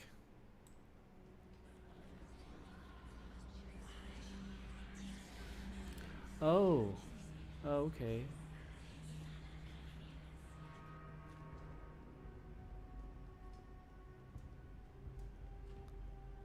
Yes, I'm waiting for my copy of Fight and Rage for Switch from Limited Run, but I'm starting to lean more toward PC gaming because of the better prices. Yeah, exactly. Like, you know, I bought a Switch as well, and I was thinking, well, I'm going to play all of these PC games on handheld because then I'll be able to play in bed. And I mean, I guess that was good in theory, but a lot of the Switch games are very expensive, especially the PC games. So price was one thing. So, you know, things were like $30 for a PC game that you could pick up for like $5 on PC.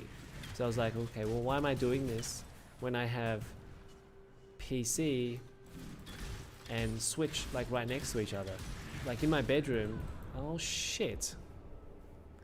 I have PC and Switch like right next to each other, and if you have a decent enough system and you don't mind sitting at the desk, well, you should just go for a PC, because it's just well, when you're playing a PC game like with a keyboard and mouse, it's just so much easier. I guess for something like Fight and Rage, that would kind of make sense to play with controller, but you can also play with the controller on PC.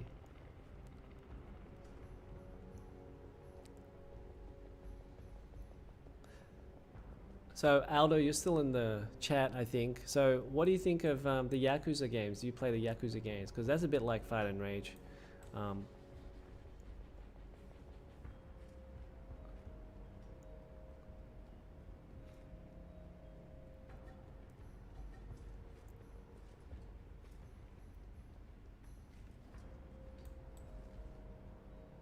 Oh crap. Why do I keep doing this?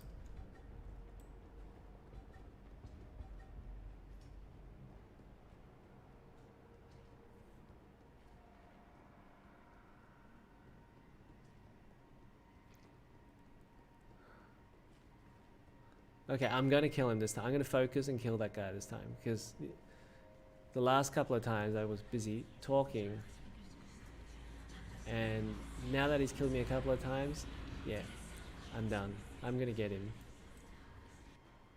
He's going down, wherever the hell he is.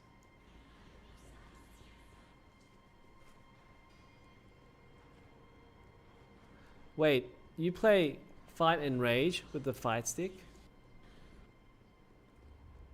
I have a fight stick too. I think I have the Hori Tournament Edition fighting stick, whatever that. I can't remember what it's called, but it's pretty nice. Whoops! I don't want to go there. I want to kill that guy. Yeah. So,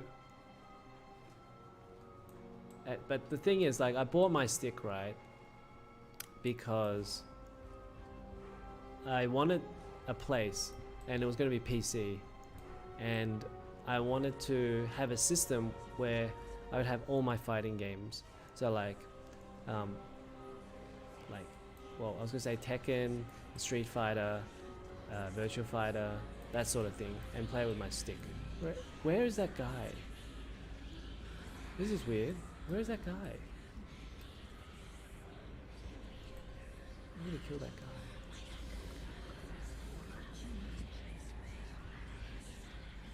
And then, so I bought the stick, and I think it was like $150 at the time.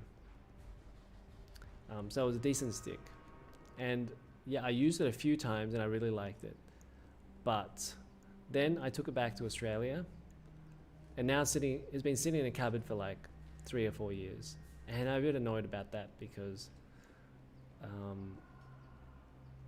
yeah, I haven't been able to play a fighting game for ages. If I want to play a fighting game, I guess I have to play with a controller. So it's not too bad with something like Tekken. You can play that with a controller because you've got the 4 face buttons, it's fine. But something like Street Fighter is a bit annoying with the PS4 controller, because then you got to use the shoulder buttons.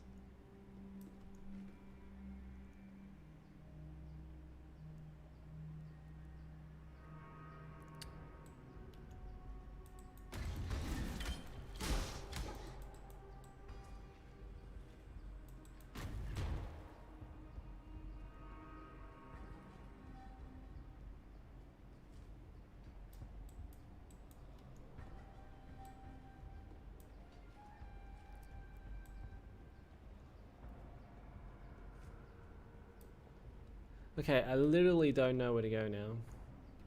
Like, what the hell? Where's that guy? It must be...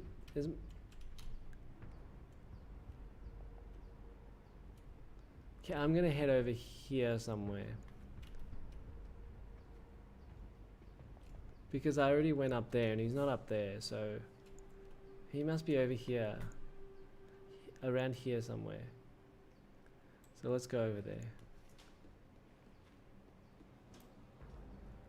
Maybe that's the one I got. I got the Hori Rap. Real Arcade Pro. Maybe that's the one I got.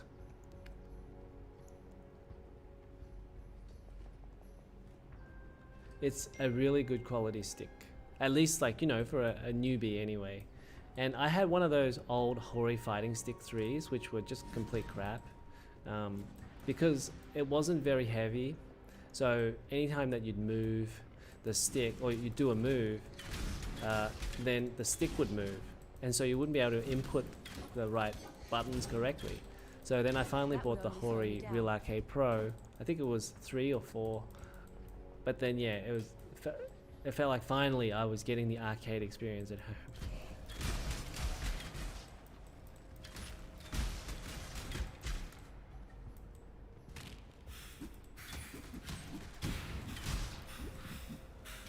Hey.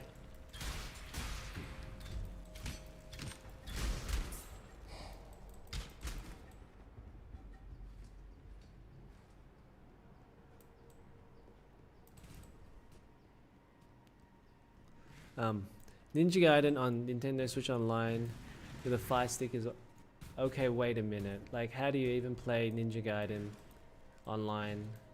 I mean, how do you even play Ninja Gaiden with a stick? That's hilarious. Where's that guy? Oh, here we go. Oh, there's that guy there. I've put you out of your misery. Is he dead? I think he's dead. I haven't been picking stuff up, so...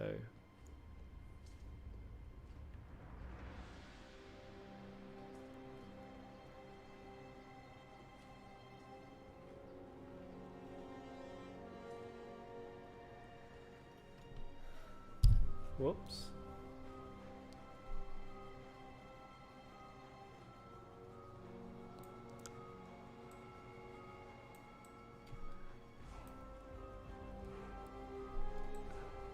Well, you must have a lovely wife that buys you a Fire Stick for your Christmas present. I think my wife buys me socks. I mean, I guess they're still nice socks.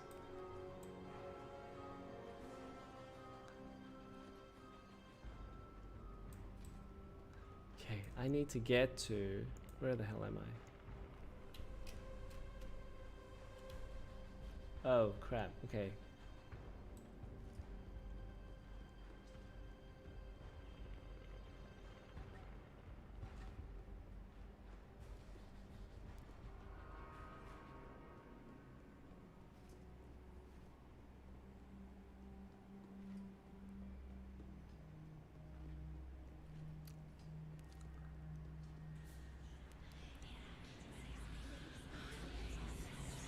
Okay, I think we're good now. We killed that guy. He wasn't all that powerful. But now we can continue on. Finally. Okay, good. We good. Whew. Ready, Exile? Who the hell is this guy? That look in your Okay, eye. This land is dying. This is the thing with Diablo games is like, I don't get it. I don't get why all of these Diablo games have really bad stories. Like, That would only slow me down. how is it that, say like a Baldur's Gate game has a good story, but Diablo games have bad stories? It's like, hey, we want to prioritize the action. So I don't want you to watch the story or read the story.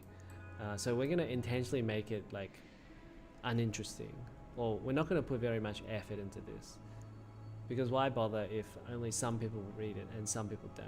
We're going to make sure no one reads it. Is there somebody coming after me? Whoa, look at this guy.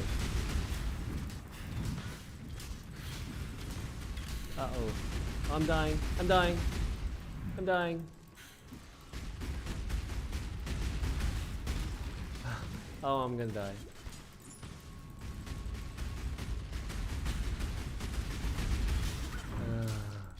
This guy. Oh man. This lobster is freaking me out. Like, how can a lobster have so many weird attacks? Look, he's dead. He is dead! Dog. Add a mod to a flask adds of heat. Okay. Now you get recipes.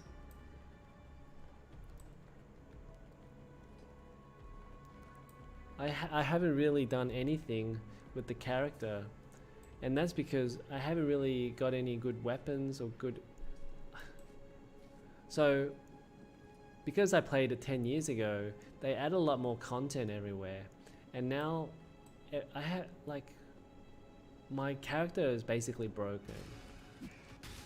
I think the only thing really to do is is to play through the entire game again. Okay, look, I got some stuff here now. Whoops. And I really have to get rid of some stuff.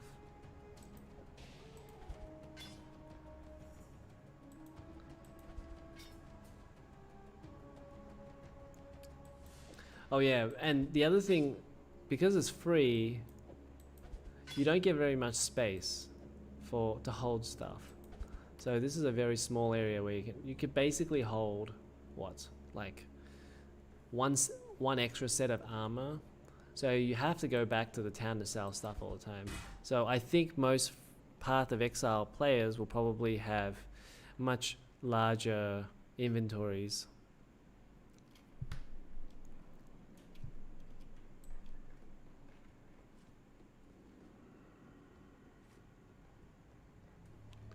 Because they pay for it. So I think you can just well, where am I? Okay, cool. Okay,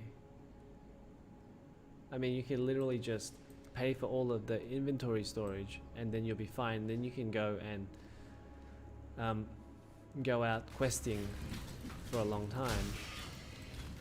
But if you're on free to play like I am, well, you're gonna have to stop all the time, and that's kind of annoying.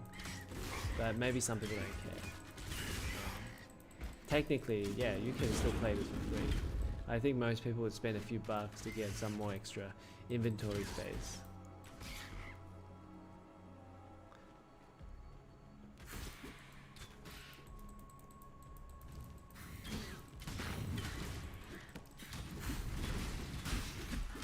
Whoa! This is the thing with Diablo style games. You don't often realize when you're going to die until you're just about to die.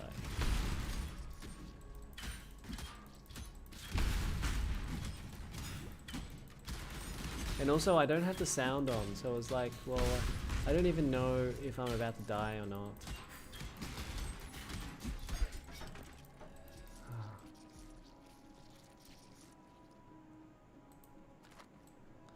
Okay, they really need to get rid of that identify system, because we don't need identify anymore. That's so ridiculous. Like, even have a guy in town do the identifying if you must. Like, if you want to have that sort of mystery box thing going, just have a guy in town that does the identifying. Don't make me pick up a scroll. Don't make me do the inventory thing. That would only slow me down. Hey. But yeah, I think surely most people agree, because this is a free-to-play game, that you are getting value from playing this. This is ridiculous that you can get to play this for free.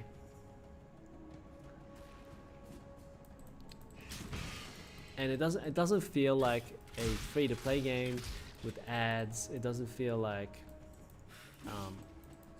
you know, you're getting a worse off experience.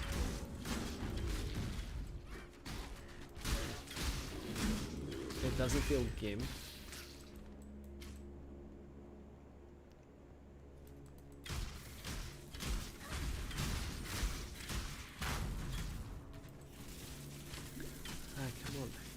thing is, like, you get stuck. You get stuck and then you can't move. And I wish they didn't do that. I wish you'd be able to move through the monsters a little bit easier. Okay, let me take a break and take a drink first. I'm a bit thirsty.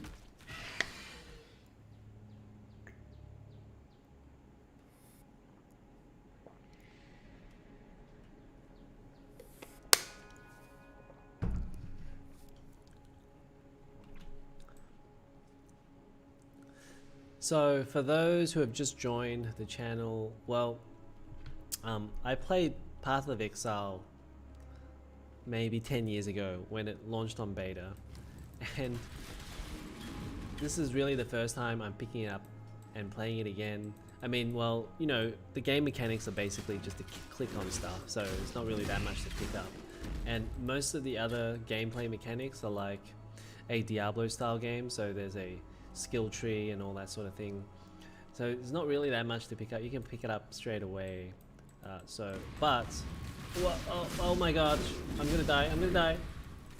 But what's happened is, because it's been 10 years and it's a free-to-play game and they've added so much content. Well, the map looks a little bit like, well, I can't show you the map. Or can I? I don't think I can show the map. It's funny that the M button is for the map. But let me get to a waypoint. But anyways, they add a lot of extra areas, and they add a lot of new gameplay things that, like, you know, in terms of skill points that you can use. So my character is kind of destroyed. The best way to put it. Like, I made it up to Act 3, but now that I go there, I'm just way underpowered, and I really have to play the entire game again to make a character that, you know, would be a decent enough level to go and kill Act 3 monsters. So that's why I'm kind of in Act 2 at the moment, just killing whatever.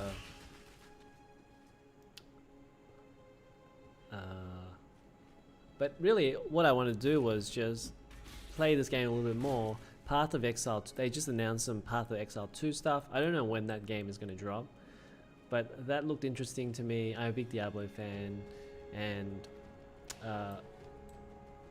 I wanted to play more of this game. And I've been playing Grim Dawn, and this would have been like a couple of years ago, but like I probably put about 20 hours into that game. And Path of Exile, I only really put like 5-10 hours into it when the game first came out.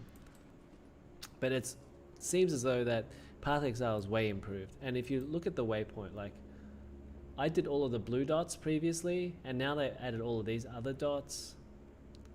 So there are all these new areas that I haven't done. And so my character is probably missing out on a ton of experience from those places. So I'm kind of just like going around seeing what I can kill right now. Apparently I'm like a level 31 and I'm still struggling with level 22 monsters. Enter the caverns. Have I been? I feel like I've been here before. Whoops. Well, what's this thing? Crafting recipe. Okay. Aldo says the free-to-play game that I have been interested in is Dungeon Fighter Online. Oh, okay. I haven't heard of that one. Dungeon Fighter Online.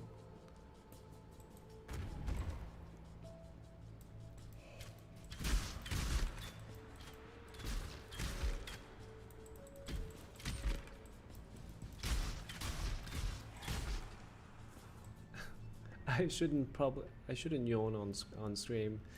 It's not that it's boring. I only been getting 6 hours of sleep these days.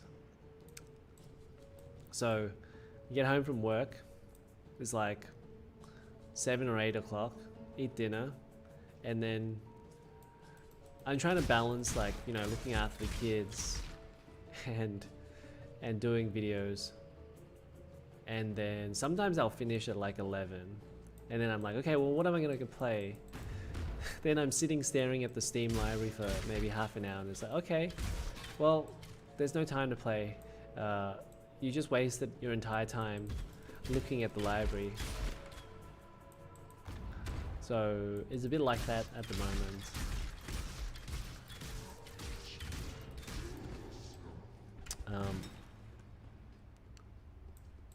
And yeah, you know, like, I think, honestly speaking, like, you know, doing YouTube is probably not a good idea for people who are also working.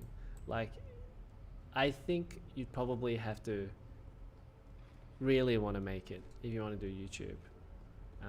So for people who out there who considering YouTube but not sure whether to get into it, well, first of all, you need to have some sort of talent. Unlike me, which I don't really have a talent. So if you don't have a talent, you're kind of starting at the bottom of the queue.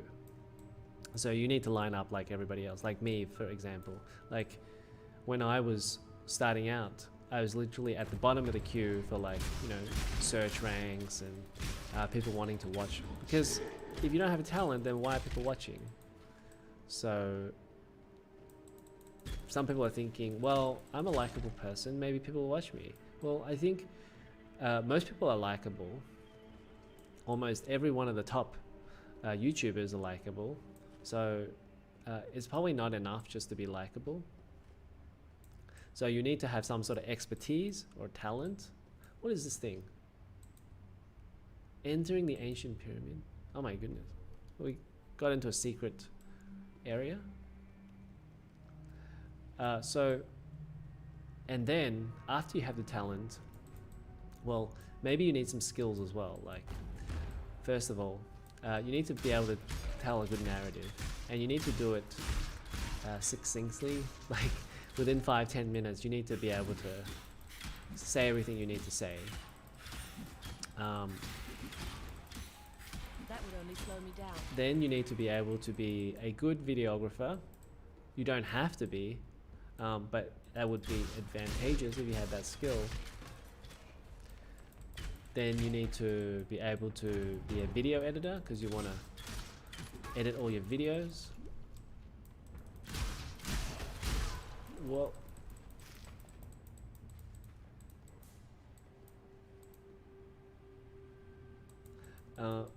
but so yeah, you need to wear many hats as a YouTuber, and you need to be able to good at presenting. And you know, for me, I wasn't good at any of that, but I guess what kept me going was like, okay, well, I was sick and tired of forums, basically. And so I was in forums, and no one would want to reply to my messages or have a decent conversation. So, you know, you'd post something that you'd thought about for a while, like, you know, half an hour, whatever. But most people online are doing it for themselves. So they want to answer things that they want to talk about, which I totally understand. But for me, wanting to, or expecting somebody to reply, well, it had to interest them first. It's kind of like this channel anyway. But at least on this channel, you're coming to my channel because you're interested in the content. Like, you know, if I talk about a 3090, you're interested in that. Whereas on a forum, well, you're gonna have to fight with, like, I don't know, 100 other people.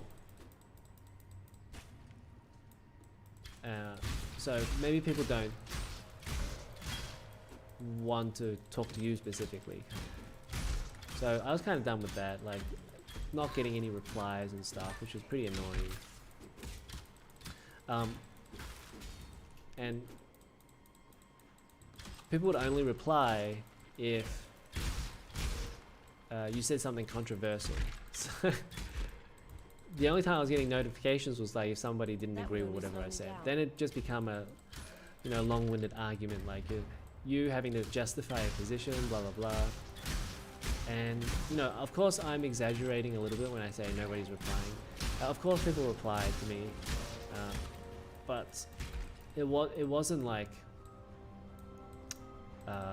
it was a good way to get to have people that you consistently talk to. Like, I don't even know if people really knew me, you know. And maybe I don't know like all the viewers right now. You know, maybe in like a couple of months' time, you're not around. Maybe I'll have forgotten who you are. But if you're around and we're talking and chilling out, yeah, I'm here like, you know, to talk to you guys because I like talking about video games. So that's one of my primary drivers to make this channel, because I wanted more people to talk to. And I'm not the type of person who has a lot of video game friends outside of the internet. Maybe it's because of my age, but none of my real friends actually play video games. Well, a few of them do, but like they don't, not really into it like me. You know, they want to go to work, they like to go to the movies and read books and watch music and TV shows. But for some reason, they don't really game. So, and that was pretty much all of my, that was pretty much everybody growing up as well. Maybe I just made the wrong type of friends. Because there was a time where, well, I guess in primary school, people were playing video games, but then somehow people just lost interest. I don't know. Maybe they felt like it was unproductive, like a lot of, I guess, more conservative people say about video games, that it's not very productive type of thing to do. But for me, it was like, okay, well, it's kind of like watching a movie. Like, what's the difference between watching a movie and playing a game? So I was happy to, you know, play a game. And then people would say, well, you know, a movie, you don't have to actually do anything. You can just, it's passive entertainment. You can just watch it and you don't have to do anything. Well, I actually like prefer to do stuff. That would only slow me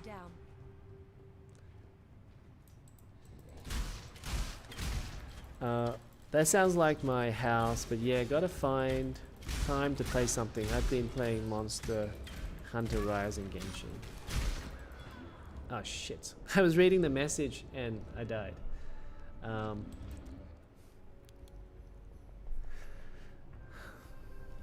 wouldn't mind giving Genshin a go. So the next things on my plate are Dragon Quest 11, because I've been dying to play that, and Final Fantasy 12, because I purchased Final Fantasy 12 when it came out on PlayStation 2. And for the longest time, I meant to beat it. I gotta beat it while it's on Game Pass. Well, if I don't, then I'll probably buy it in the end. But I'm guessing that it'll probably be on Game Pass for like maybe 6 months or something. So I'll play a bit on Game Pass if I can, if I got the time. But yeah, Dragon Quest 11 is gonna take what, like 100 hours. So maybe I won't get around to Final Fantasy 12. Anytime soon. But yeah, these RPGs take a hell of a long time to play. That would only slow me down.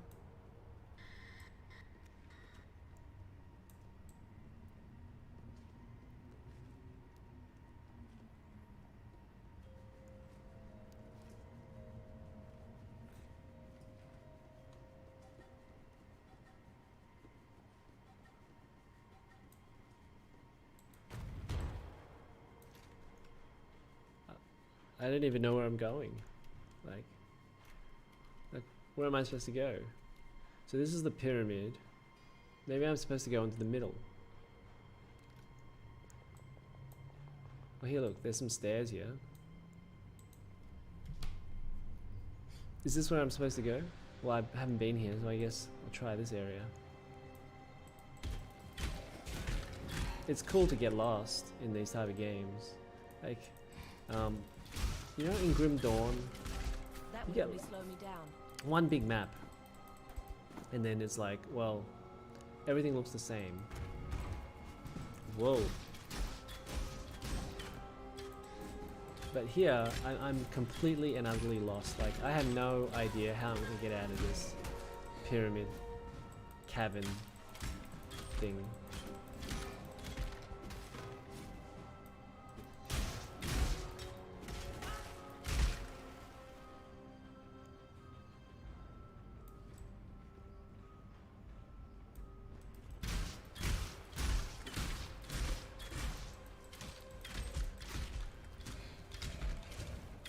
I'm not sure I like how you have to use the middle button for the middle spell, because depending on your mouse, it's easy to roll and zoom in. Okay, I might be dying here.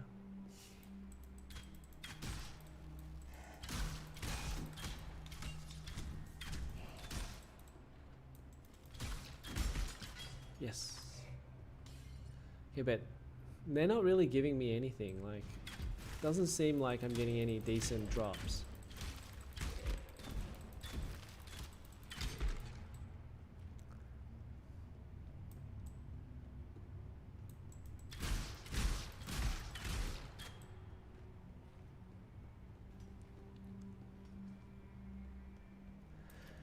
Last Rights, are you playing the new League Friday? So excited for the new Path to Exile League Friday. Okay, hey, so Last Rights, I haven't played Path to Exile in like 10 years. Or whenever they came out with the beta. So, right now, I'm somewhere in Act 2, and I'm picking up the character that I didn't play for like 10 years. I have no idea what the hell I'm doing. Except I'm just running around trying to, I guess, I don't even know if I'm leveling up. Like, I haven't even had it say that I've leveled up once. So maybe I'm not in the right place, but it's anyway. Yeah, so I haven't played this in 10 years. I don't know what I'm doing, and all I wanted to do was like play a little bit more of this game, because I saw some of the Path of Exile 2 stuff and I thought that was pretty cool. And then also, previously I'd played Grim Dawn, and I didn't really like Grim Dawn that much, because it was kind of boring. And I played a little bit of Path of Exile with the kids, and I'm like, hey, wait a minute, this looks pretty cool, I'm gonna keep playing this. And it'd been ages since I played Path of Exile, since the beta, and when it was the beta, it was nowhere near like this. Like, in terms of graphics, animation, everything, like they completely, it looks completely different to what it was like in beta. Like, the beta was basically as if the game was Diablo 2, and now it's like a supercharged version of, say, like Diablo 2.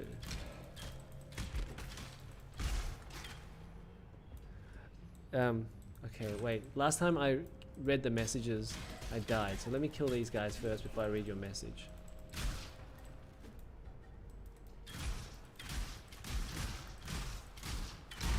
Oh, come on, die. That would only slow me down. Oh, it's worth it, bro. The game is so deep you can play simple or go down the rabbit hole with complexity. Yeah.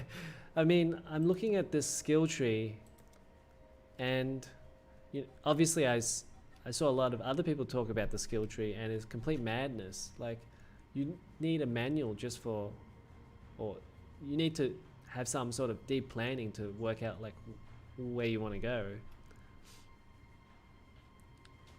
It seems really like you could, it's what people wanted after Diablo 2, because people wanted to make lots of different types of builds.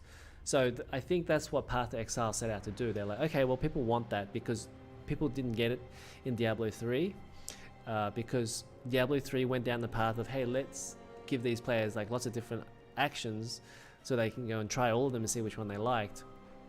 And then this one is like, okay, well, we'll make it a skill tree, and then that allows people to build a character And then they get their replayability that way, because then they want to go back and try other different types of skills, and that's really exciting. I like that type of system better, especially in terms of longevity and replayability for people. And I think that's why a lot of people are excited about Path of Exile.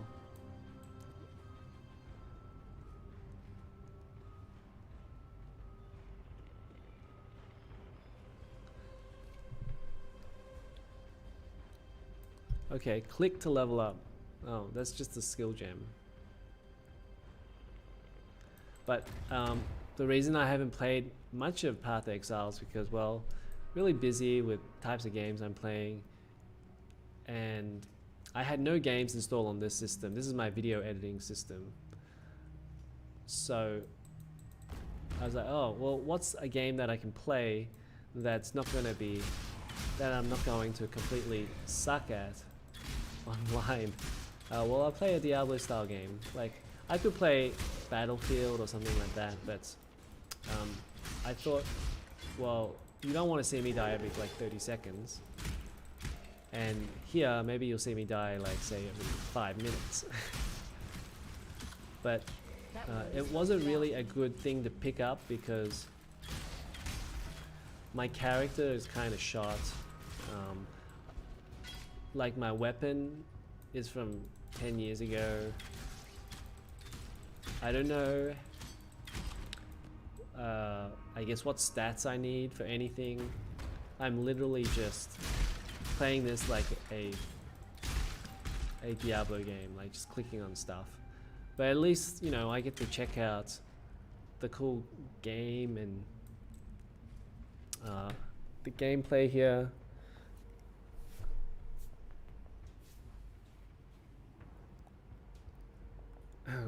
Okay, hang on. I got attacked by ants again. But the desk is clean. Like, I'm not eating on this or anything like that.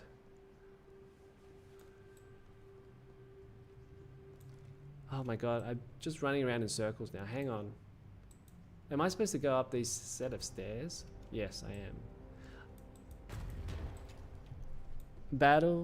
Battlefield 6 this November is sounding really good. Apparently takes place 10 years in the future.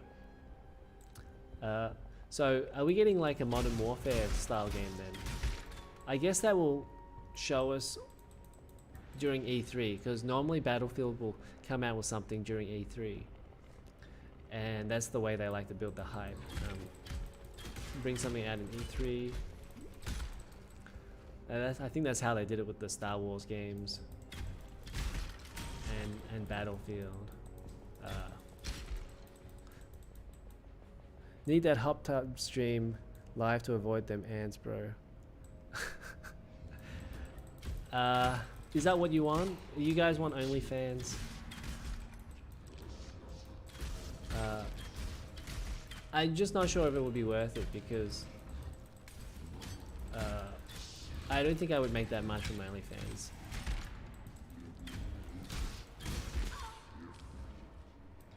That would only slow me down. I'm freaking dying. The thing is, like, this game is so dark, I can't see anything. And it doesn't seem like there's a brightness tab. I think I know why they don't, because they probably ruin the game in terms of gameplay. Like, if you're able to see everything that's coming at you, well then, strategically better. But I really want a brightness slider.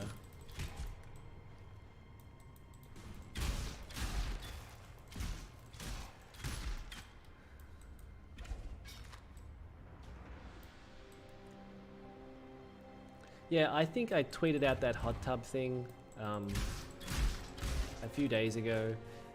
I don't really have a problem if Twitch girls want to sit in hot tubs. Like, honestly, people are gonna find any way they want to make money, and that's really that's cool. But I don't think Twitch should be out blocking those people that use the word simp. I mean, have we really come to that stage now where we're just going to be banning everything? It's just freaking stupid. I don't know what's going on with Twitch, but maybe this will get me banned for calling out Twitch. But I'm not on Twitch, so I don't know. It's so dumb. Like, stop banning people, right? Like, this is why I don't like forums either, because, you know, when I was on Era, and I have no problem calling out Era, they got into a mode where I think, you know, for their sake, it was like, okay, well, if there are these type of comments, we're going to block them and ban them. And then they couldn't work it out, because at first it seemed like, yeah, they were doing the right thing, like blocking and banning all these people. And then they realized, hey, wait a minute, we're literally banning and blocking everyone. Oops, I died. And so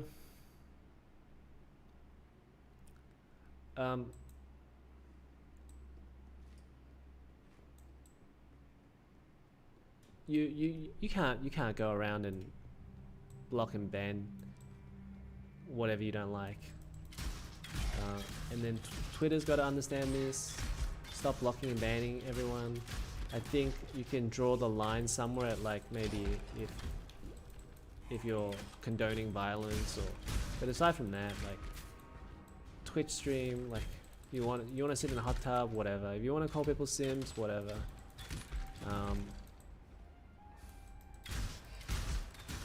So yeah, super dumb of forums like Era to just ban people for whatever they say.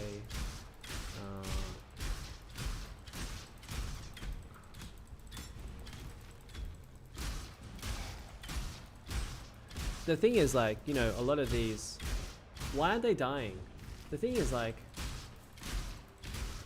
if you're running a large forum and you have like 1 million people watching, reading the forums, then it's almost like, well, you don't want to spend time explaining stuff to every single person, so they will just ban you. That's really what it is. Like, people are too lazy to, like, sort it out. So in this world where we have to automate shit and have some sort of rules, well, everyone is breaking the rule. Okay, well, we're just going to ban them. But I think we need to spend more time, like, with people. If you disagree with them, maybe you can have a conversation with them, not ban people, because it's really frustrating. Like, you're there supporting their website and they want to ban you. So dumb. Okay, they're not dying, so I think something is wrong. I gotta kill this thing then. That would only slow me down.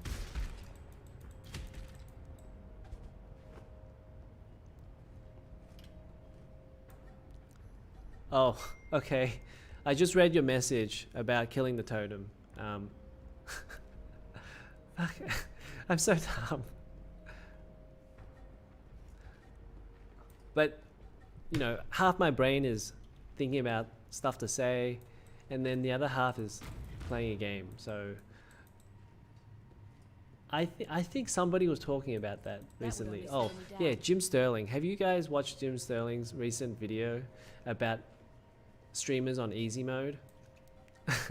I guess this is probably kind of the same thing. Like, I'm just playing Path of Exile because I needed something easy to play while I'm talking. So that's partly why. But yeah, he was saying that people were rubbishing Twitch streamers because they were just playing games on easy mode. And well, this is my first time playing on a stream, okay, and there's no one watching, but that's cool. We're just here to chill out, so I don't really care if anyone's watching or not. But yeah, if you want to play easy, yeah, go play easy mode, man.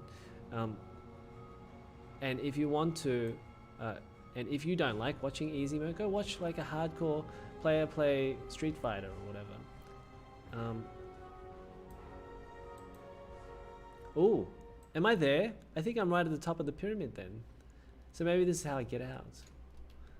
But yeah, uh-oh. I think I'm in trouble now. I activated something. Okay. Did I activate something? Talk to Yina for your reward. Find the San encampment.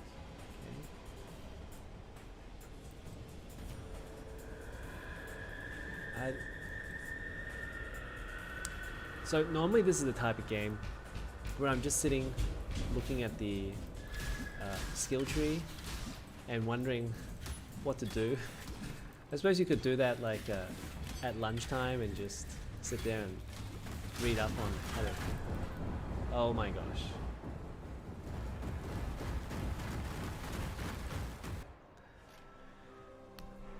Hey Aldo, yeah, look, Jim Sterling, if I was to name like 3 or 4 of the most talented YouTubers, at least the ones that I watch. I mean, obviously I don't know all the YouTubers out there, but I think Jim Sterling would be right at the top. Like, he has a way with words, and honestly, I don't think many people have his talent to be able to make fun of anything. You see it with some political comedians, like Jimmy Dore, for example. They can just make fun of anything. But like Jim Sterling is that guy for gaming, and you know, if I wanted to, I'd try to make all my videos as funny as he does, but it's just impossible. Like the way he does it is just incredible. The way he can make fun of literally anything is really impressive. And I feel almost a little bit sad for him because he's been stuck on 900,000 subs for at least a year. I don't know why. Maybe people have just, I think when he started to do all of the, I guess, what do you call it? Identity politics stuff. Say, because now he's, or they are trans. So maybe people, I guess, you know, people think that, oh, people go on YouTube and go, hey, I want something like a meme, or I want something funny. And then they'll go and watch someone and they think they're really cool. And then they realize that they don't have the same political beliefs as they do. Then they switch off. And I think that's a little bit sad because people should be able to watch anyone with any type of political belief. The only problem is, like, obviously, I guess if you're a Nazi sympathizer, I probably wouldn't go that far and watch your channel, or white supremacist or whatever. But I think, like, surely you'd be able to watch like 95% of people. So for Jim to, I guess, come out as trans, it's a bit disappointing that I guess over the last year or so his channel hasn't really grown as much. Surely he's like the most talented gaming YouTuber, well, at least that I've seen anyway. And well, I mean, he's a journalist as well, so.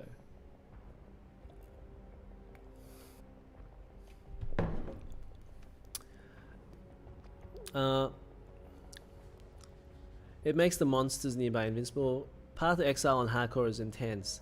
Oh my goodness, would it be ever? I mean, I don't know what difficulty level I'm playing on now, but I'm dying every 5 minutes. So obviously I need to level up some because I got 19 skill points here. But I might do that some other time because I have no idea what I'm doing, so I don't really want to spend the points unless I know what I'm doing.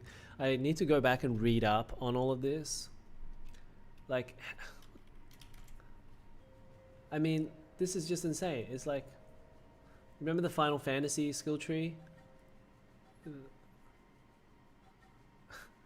Final Fantasy skill tree would be like one screen of this, or maybe 2 or 3 screens. But I don't really know where to put all my. I guess you can always just put it on attack speed because that always works. I've seen Jim Sterling, but too much energy. I prefer chill channels. Yeah. He's funny. I like him a lot. Got a hardcore 97 Witch Necro from Ritual League. Hardcore mode is non-stop excitement. Oh, I wish I had the time, right? Like, I wish I had the time. Let me tell you, YouTube is taking up all of my time. So it's the game I'm playing on the side, Yakuza Like a Dragon, is about I'm about 20 hours into it. Oh, sorry, 30 hours into it. And I've been playing for the last 4 or 5 months. That's how many hours I've been able to game. And I haven't played anything else either. I really, really want to like finish that game off. Okay. Yeah, you need easy mode. That's why you start with training wheels as a kid. It's like giving motorcycle to a 7-year-old in some games. Yeah, exactly. Like, everyone's thinking of themselves, like, Dark Souls. Oh, you have to play Dark Souls on the regular difficulty. Okay, sure, it's not for a 5-year-old, but, you know, when I was 5, 7, I also wanted to play whatever was out then, right? Like, there's no, you know, why not put an easy mode into Super Mario Brothers? You know, so I think, oh, and then the people say, well, it might change the game, or change the design, and I think that's okay, because you can just have a normal mode, and then you can also have an easy mode, maybe with less monsters and stuff, and that would make it easier for people to get into the game.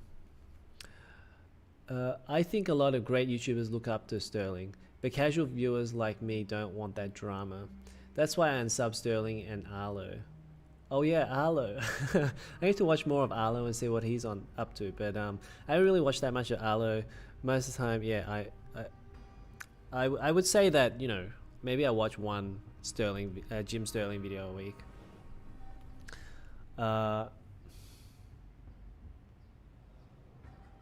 I think I like his talent.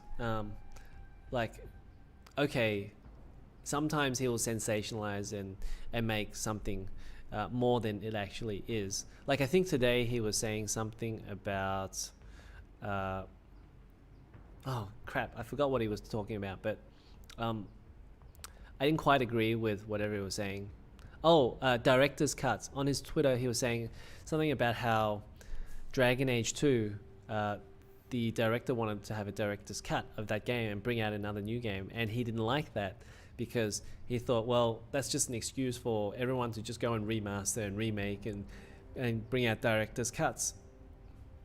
And so I think I'm okay with a direct, like, I guess I'm not bothered. I'm too bothered by too many things these days. If you want to go and do it, and I think directors go, yeah, you want to make the game better, like, it's been 15-20 years since Dragon Age 2, and so obviously you're sitting there, people are playing this game, and you're like, well, I could make this better. Like, have you ever written something that was perfect? No, right? Like, you go back 10 years later and then you say, well, I could definitely fix up some of this writing. I think most people are like that. So if people want to make a director's cut like 15 years later, then it's fine.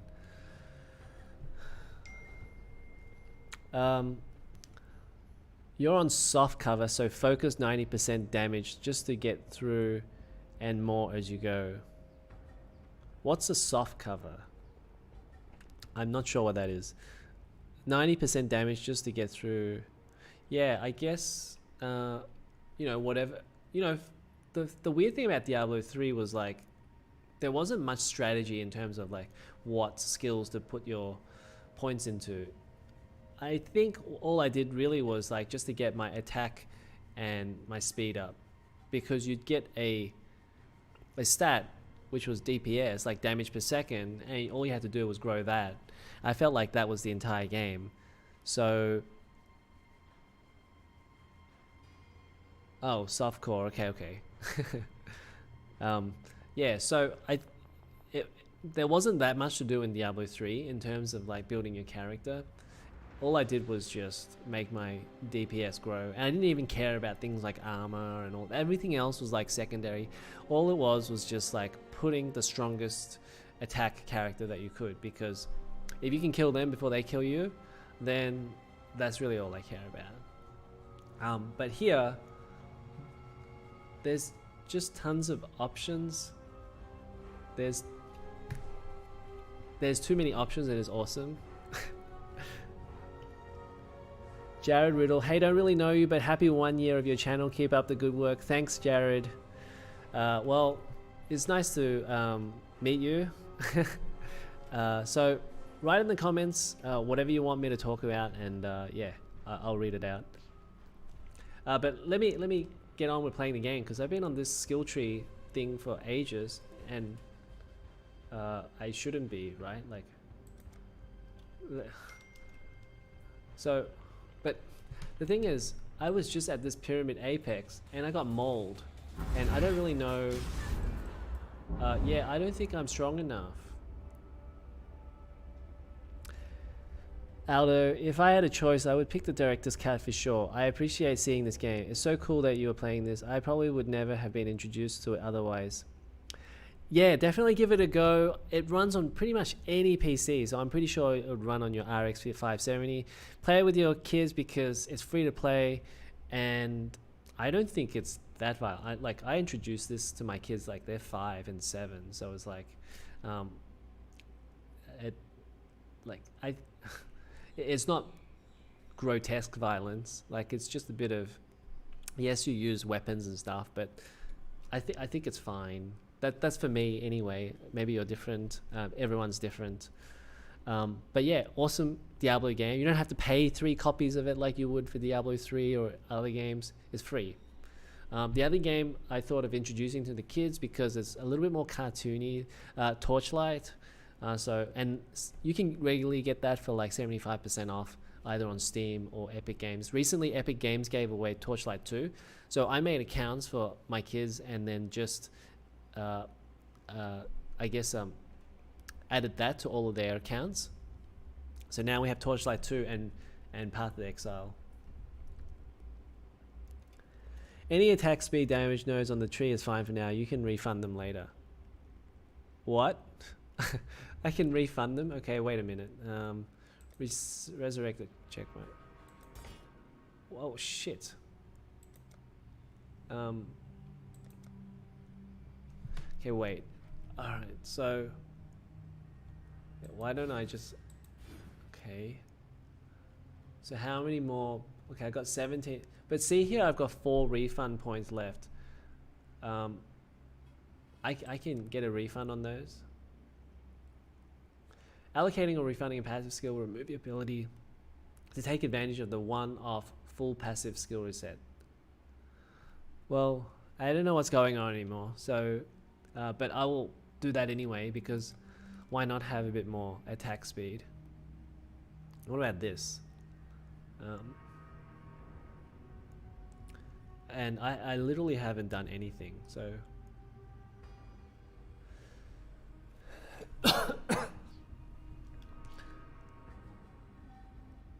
oh, I like bow damage and critical strike chance. Dexterity.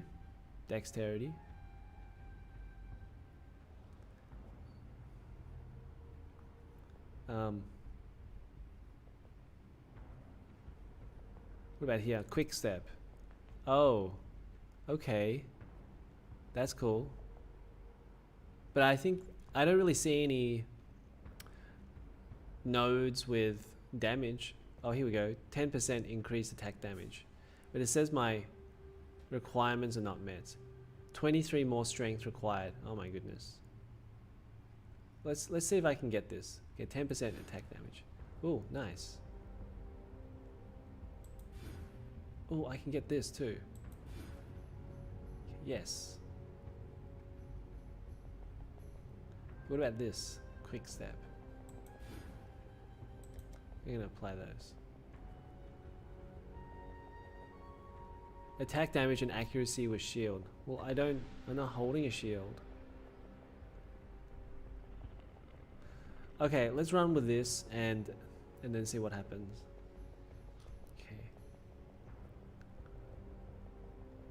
How do I don't even know how to get out. I remember hearing about Path of Exile's alpha on the way back in 2008 and the beta in 2011. I played it off and on since. Still enjoy each season league. Yeah, you know, when it was beta, it looked like Diablo 2, and it wasn't. Oh my goodness.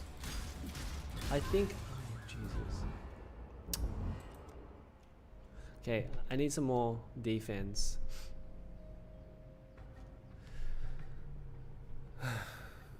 Well, I don't really have any decent boots.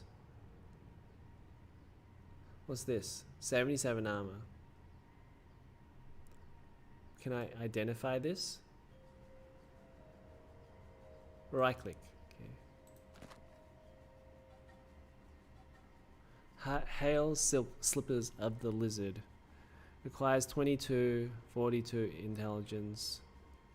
But it doesn't tell me what the armor is. What the armor defense is. I literally have crap stuff everywhere. I don't think I'm beating this pyramid apex. Okay, you know what? This is why this game is cool, because it's kind of like, well, you're going to have to work out how to beat this pyramid apex. And I should be able to beat it because I'm level 32. And this pyramid is supposed to only be like level 20 something monsters. Get some defense or evasion or life passive tree skills. Okay. How do I bring up that skill tree again?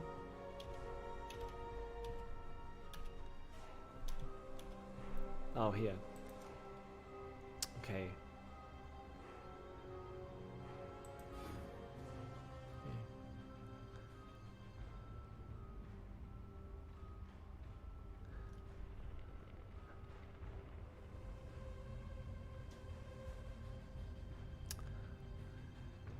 Not a whole lot of...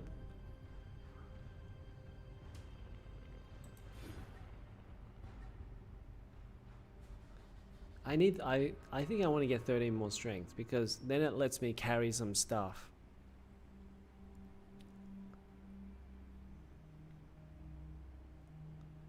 All of this is dexterity and nothing to do with strength, which is a bit annoying.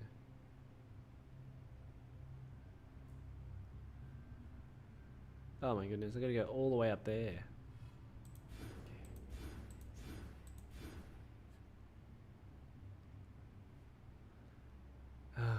I think I've used up a lot of points to get there.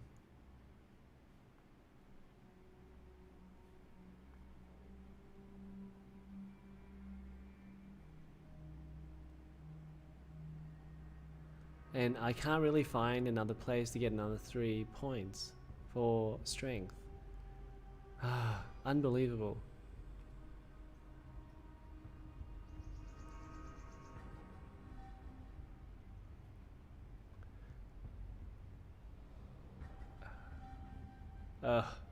That's so far away. That is so far away. The next node is at least 1, 2, 3, 4, 5, 6, 7, 7 points away. Strength here. Oh my goodness, that's far away too. 1, 2, 3, 4, 5, 6, 7. Yep. This game. Your chest and helmet equipped cause your strength needs to be higher. Yeah. Yeah, I don't think... Okay, I'm gonna apply this anyway first. And then I think I'm not actually using this. Oh, and it says I need... unbelievable. It says I need level 34 gem. What?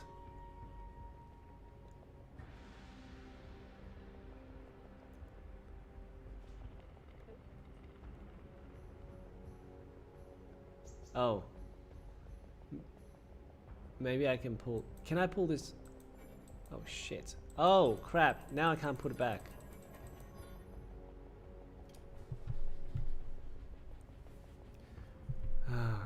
Okay. Can I throw this out?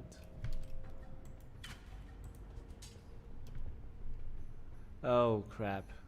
Okay, well I don't have any... can I pull this gem out? Oh, right click. Okay. Sweet, sweet, sweet.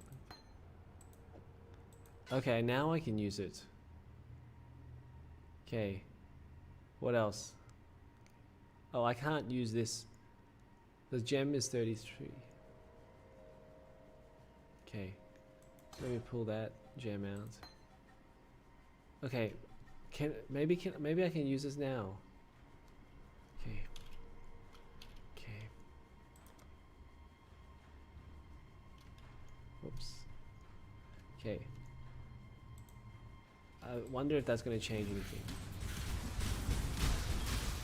Okay. I'm not getting killed in 1 second, but I lasted 5. Okay. There's a strength node by the start.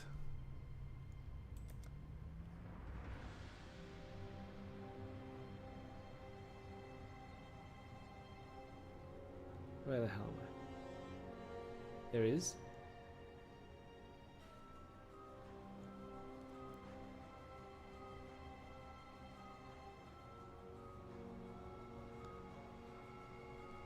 Where?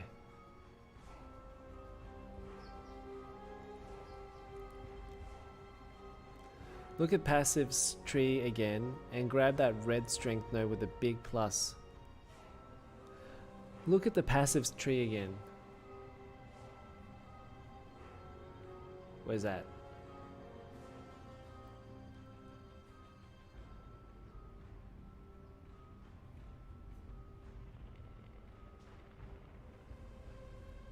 I mean, all I've got, this is the start, right? So then it starts here and it goes to evasion, evasion and life. This one is dexterity, dexterity. Are you talking about that one? Because I already added that one. I already added that one. Go further right, okay. So I'm further right. Is it this one? No, no. Which one?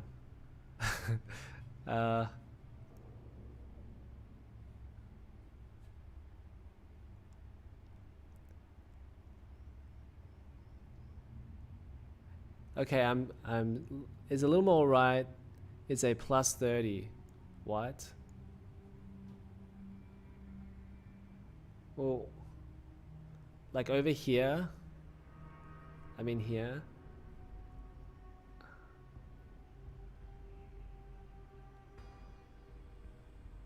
Up a little, okay. Oh, holy shit. Well, I better get that then. But I've used up all my points. Maybe I can refund these ones.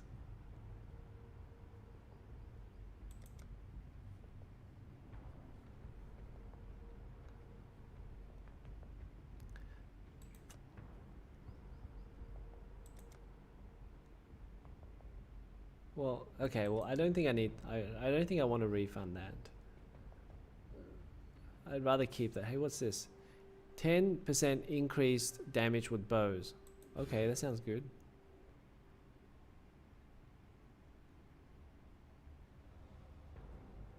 Okay, that sounds good. We'll go with that for the time being.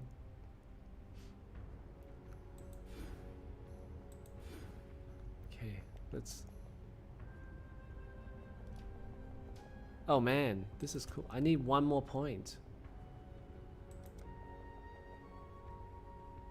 Okay. Alright. So I think I found it. There we go, the plus 30 to strength. Okay, let me get out of this.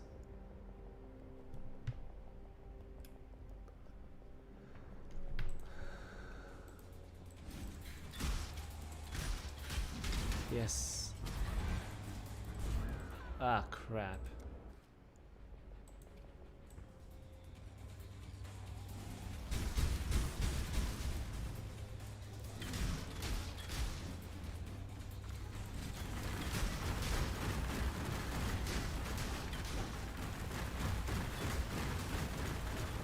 Oh, missed that. Uh-oh.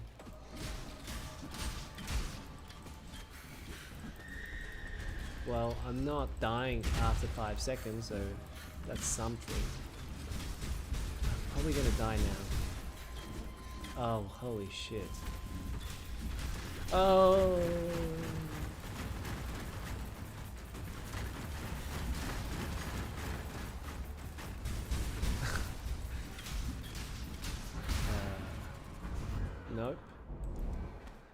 Okay, okay. I lasted twice as long that time. Okay, okay. Okay, we need more. We need...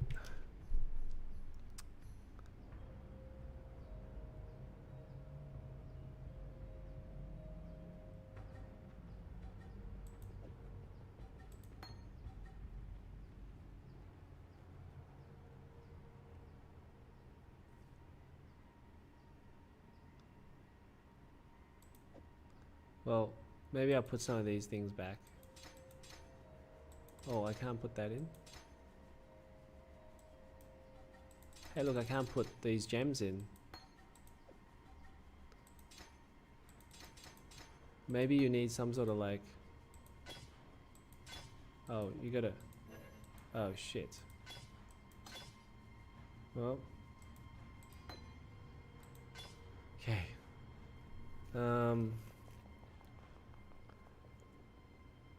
There was a Dex node that was a shorter route. You grab some points, you know... Yeah! But now... I only have 4 refund points, and I kind of don't want to waste them right now. Maybe another time, like when I figure out like what I want to do with my character, then I'll use the refund points. See if vendors have some better gear in town. Well, how much money do I even have? Like...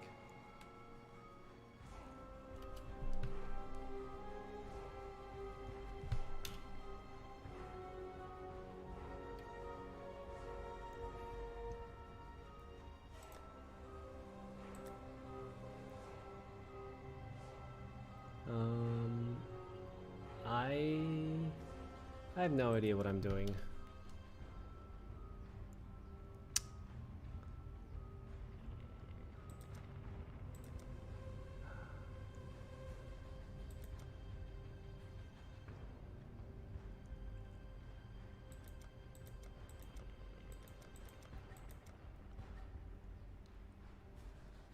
Okay, well, this is probably not the right shop. How do I go back to town?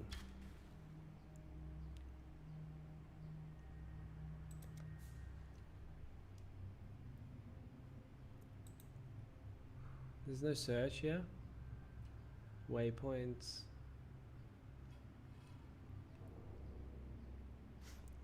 Okay. Do I have one? Okay.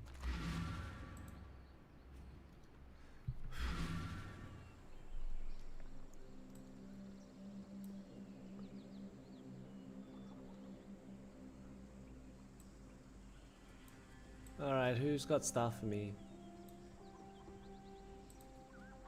Oh, I get a reward. Plus 10% increased global physical damage. That's good. I think I need that. Plus 20 to dexterity is good. Regenerate through... Okay, I don't need that. Maybe I'll get the... Place into an allocated jewel socket on the passive skill tree. Right click to remove from this. I am not surprised.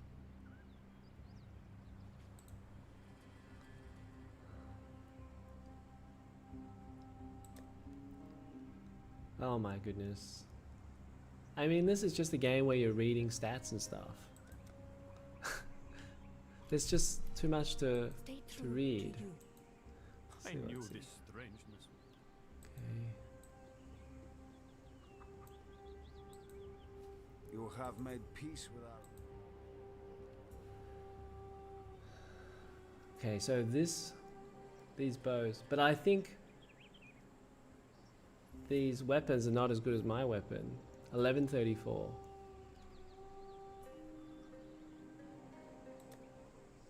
Maybe I could do with some better armor. 248.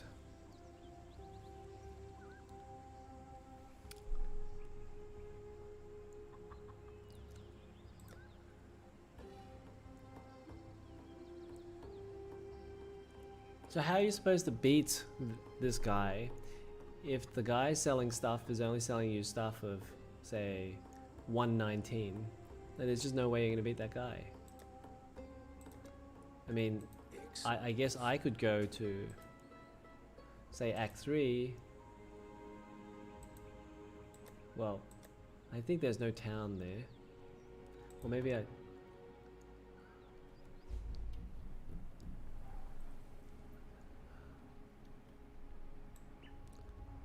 Oh, here. Ready, Exile? It is time to... This land is dying, but even a rotting carcass has its... Oh, well, I don't want to do that yet.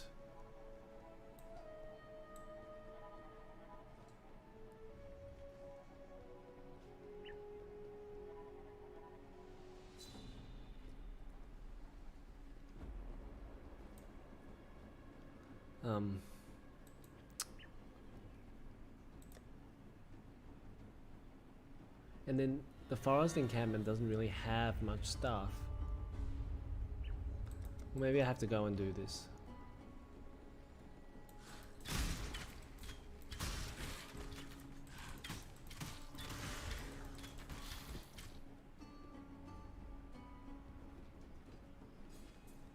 If you buy a white item, you can use a orb of transmutation to make magic items. Yeah. I don't know anything about magic right now. Will grow from your remains.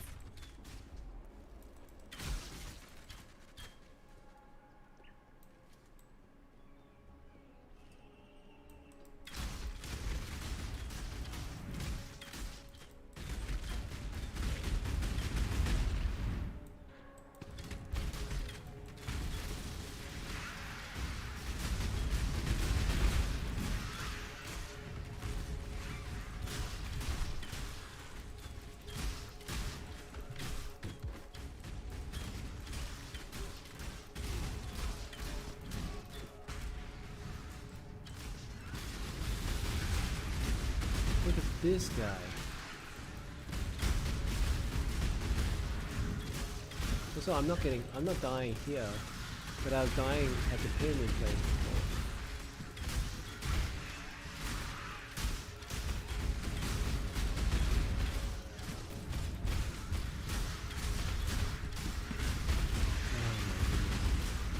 Oh my goodness. Have I got anything better?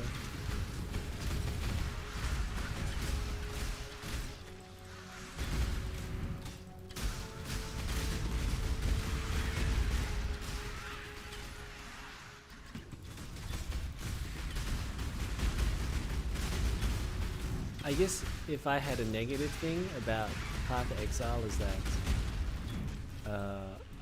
the art style is not really. Whoops! Creating new. We're getting attacked. The art style is probably a little bland, in my opinion. I think it's different for everyone, but That would only slow me down. the art style in Diablo was really impressive. Like, I don't really like that cartoon look, but I can appreciate, okay, these guys are really top tier artists. But I don't really see, whoa, this guard captain.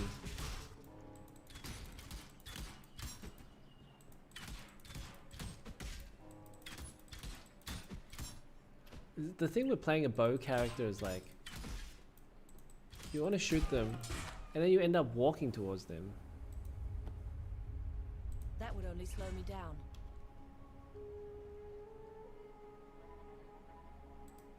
Get rid of that. 65. 71. Okay, well, maybe I'll keep it for a bit.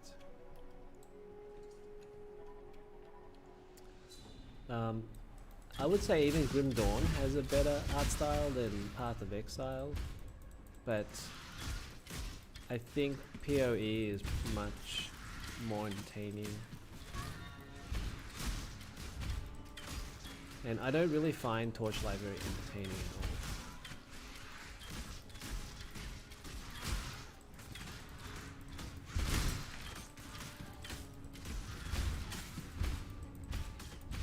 I don't need to Hey. sound ungrateful, but So why put a dude there? And why would I talk to that guy and not kill these monsters? Change left click to move only. Oh right, okay. Well then if I do that, then how do I attack the monsters? Then I gotta press like shift or something to kill.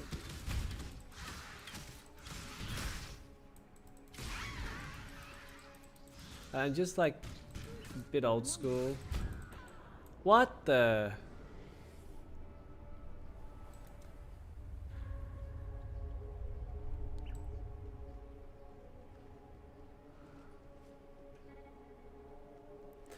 Yeah, I'm just a bit old school. Like, I don't mind it if I'm just clicking on stuff to attack the monsters, but I'm not sure that, yeah.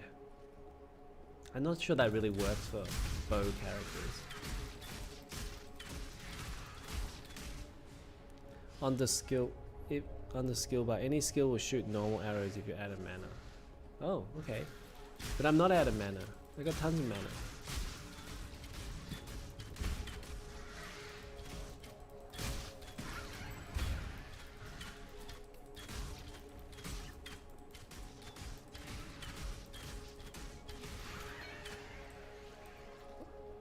Also, I'm pretty sure everyone says mana, but I've always said mana in my head.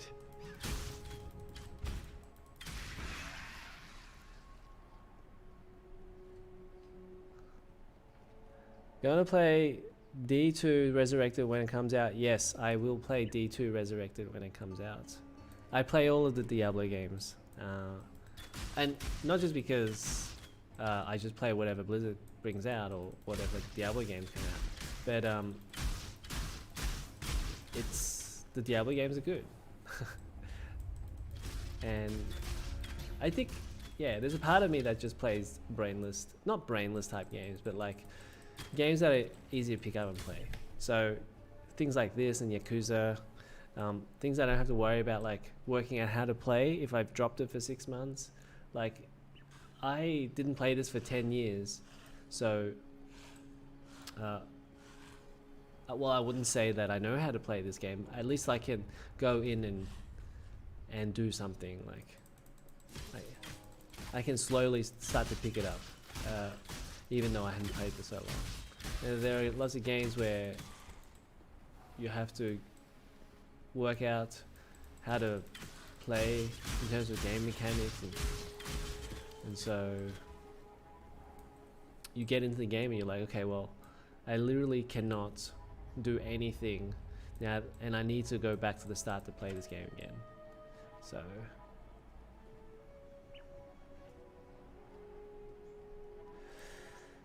and when is D2 Resurrect?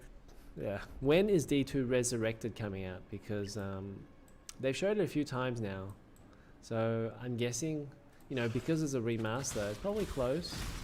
I mean, it's so weird, right? Like, you want to show a remaster and it takes you 2 or 3 years to make. Surely it would take less than that because the game is kind of already done.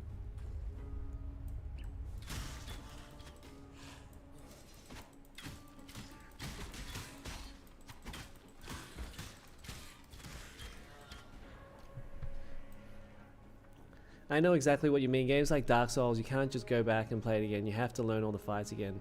Holy shit. So this is where I dropped Dark Souls, is right after you get picked up by that dead eagle. So it's about halfway through the game, I think. So I'm about 50 hours into Dark Souls. And, well, I dropped it at the time because... Whoops. I dropped it at the time because it got too hard. And I have no problem saying that because there are a few spots in Dark Souls where you gotta back travel, traverse back ages away. I think there are some areas where you have those poison dart things, and then you're like, okay, now you gotta go get those anti-poison things, antidote things from the forest area. So then you're going to go farm those. Then you're like, okay, well, I got enough. Well, will I make it through, you know, this area with all these poison dart things? And you realize you don't have enough. So you can walk all the way back and mine that shit again. Is this where I'm supposed to go? The sand encampment. Okay, good. I might be able to buy something finally to beat this pyramid thing.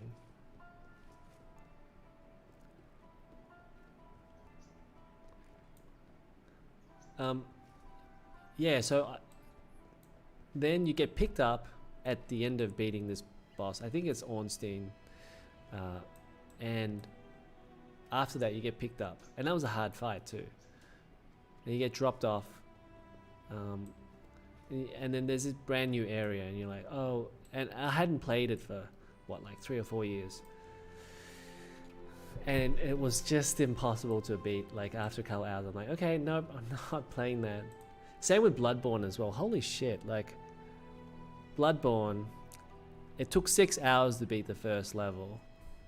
And then I beat the first boss, you know, the actual first boss. So then I tried to pick it up again recently, I would say like about 6 months ago.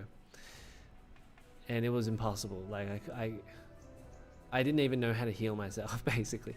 And I had like about 10 of those healing potion things, the thing that you inject yourself with. And I think I used all of them up. And I still couldn't beat anything. Check out this unicorn. Okay, now I need to go buy something. So I'm gonna go find someone to buy stuff from. A stranger walks in. 10 to 41.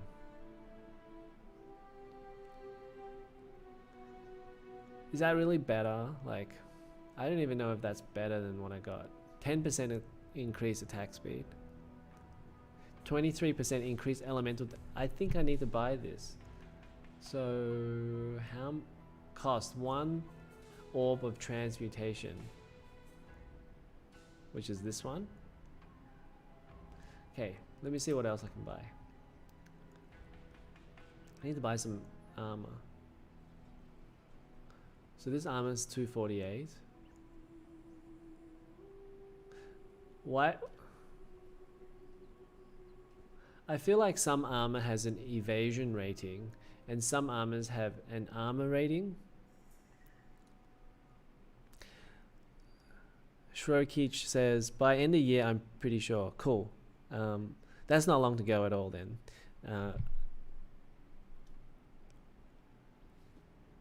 And I'm glad we're getting D2 resurrected finally, because I think it's been in the rumors for at least 4 or 5 years. And I really wished they did Diablo 1 again. I don't know if they are, but I wish they did a Diablo remaster as well, because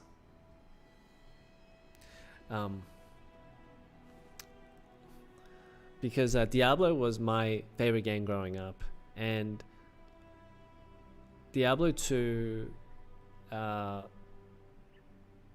mean, I beat Diablo 2, but I don't know, something, I like Diablo 1 better, so I wish they would just remaster Diablo 1, just so we can have some of that nostalgia back. I don't know I would play it that much, but it'd be nice of them to make it again. And surely it couldn't be that hard, because it's not a very large game.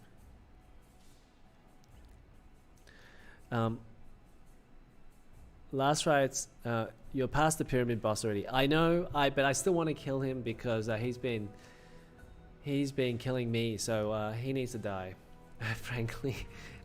So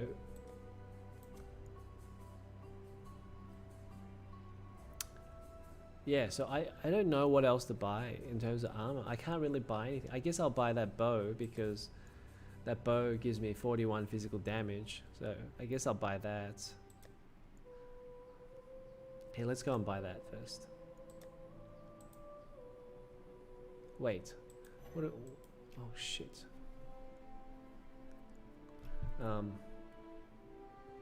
Whoops.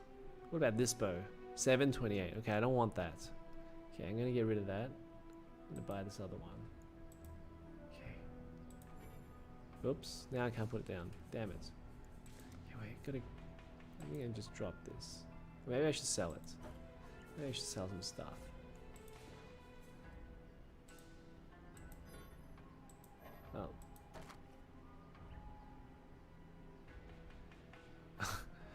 Okay. I don't even know what they're giving me. Oh, I need to identify this thing first. Crap. Is this good? I mean, I don't think it really matters at this stage. So I'm just gonna sell it all. I don't think I'm getting anything super exciting. Okay, deerskin hand gloves is... What have I got?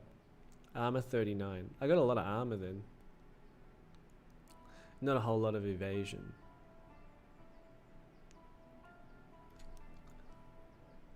Diablo 2 cinematic still gives me the chills watching them. Such a great story. I don't really like the stories in Diablo. It's so weird, you know, because a lot of it I found was like just gibberish. Like I didn't know what the hell was going on in the stories, and I guess as a kid growing up, you're like, okay, whatever, just play the game. So that's kind of like how I felt about the games. And then I didn't read any of the lore. So I guess you have to be really into it, I guess, to enjoy the lore. I guess people who really like Blizzard games will enjoy the lore. And I also tried to get into World of Warcraft when it first came out, and I just couldn't. Like,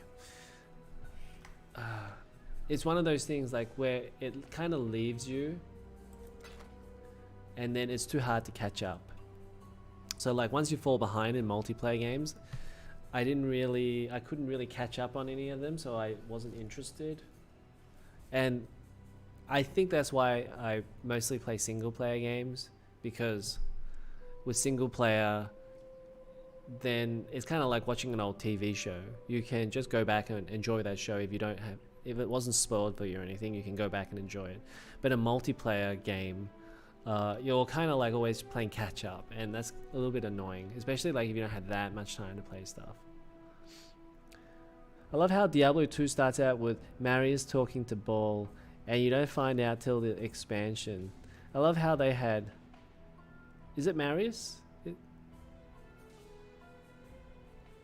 Or I think it's Baal, right? Oh, Marius. Okay, yeah. I love how they had the expansion story in the base game from the start. Haha, yeah. I was surprised by that because I thought it'd just be about Diablo 2 again. Sorry, I thought it'd be about Diablo again, and it wasn't. Marius, the guy in the prison, is talking to a cloaked man he thinks is Thread in the start of the game, and in the expansion you find out it was Baal all along. Yeah, I remember that. Okay, I have to purchase this crappy bow.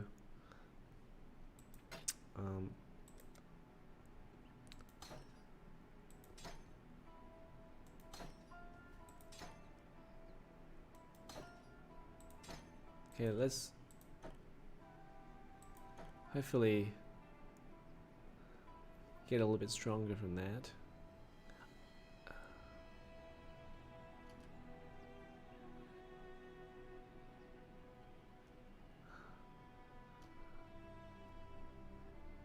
Okay, well we don't need this. I think we should do that. Now we can put some cool gems on this.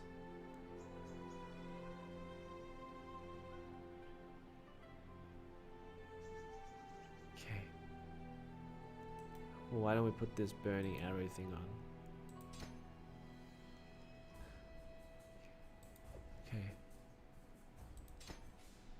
Okay. Seeing some pretty cool characters.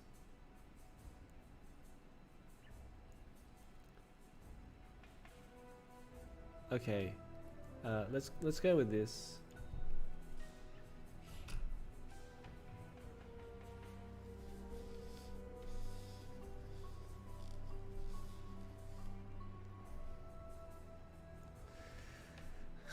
I guess that is a bit of a spoiler, especially if you're going to play the new remaster version. Okay, all right, we're going to go get that pyramid guy, cause that guy's annoying. Okay, So we need to go back to Act 2, the forest, and go through the portal again.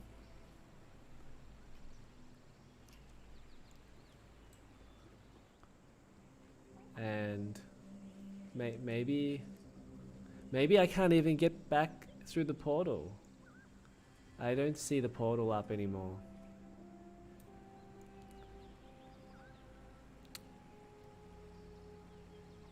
So, okay, maybe I won't worry about it then. Damn, he got off. Okay.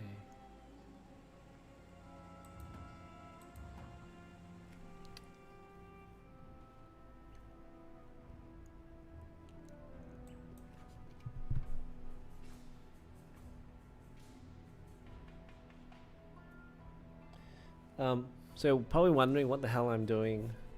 I think I have a bit of an and problem. So this house, well, we used to stay overnight, but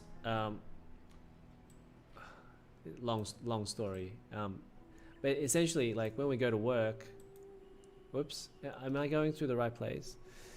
Essentially, when we go to work, we stay over here because like it's a very long way to travel to go to work. So this is basically abandoned, this house. But I thought it'd be useful for me to do my videos here because it's quiet and it's so noisy at my other place with kids and stuff and things going on outside. So I don't really like making videos back at home. I'd much rather make videos here. But again, depending on work, the amount of work I got at the time, I can't always make it back here, which is a bit frustrating at the moment. And that's kind of why you've seen like maybe just one video a week from me at the moment. And also the fact that some videos take a longer time to make. Like there's a bit of research and then writing the script. I don't know where I'm supposed to go anymore. Maybe I better do some of these exclamation Madam marks. Morpatua thanks you for returning our Clarissa to us. Thanks, She is Last the Rights, gentle heart of and this see you next time spirit on our still stream. capable of love in this wasteland of hatred. Yet that gentle heart. And it's thanks for hers. coming on all the streams and yeah, coming here and spending time and chatting and that.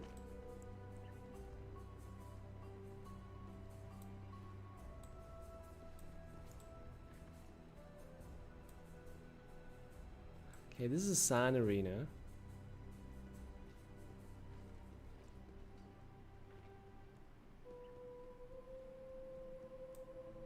The slums. Alright, let's go to the slums and see what's there.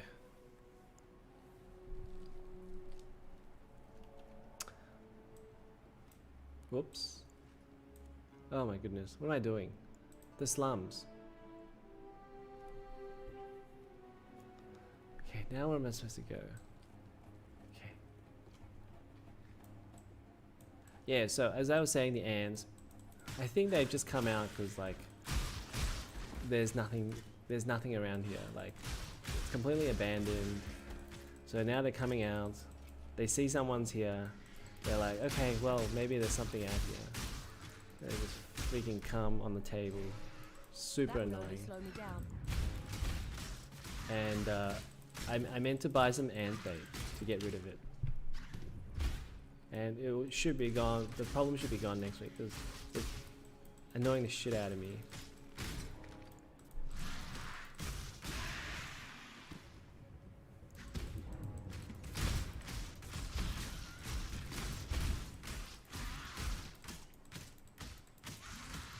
This guy.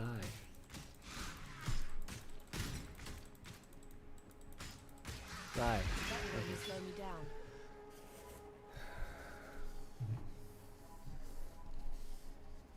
So I'm killing ants right now. And I need to fix this issue for next week. Because it's very, very annoying.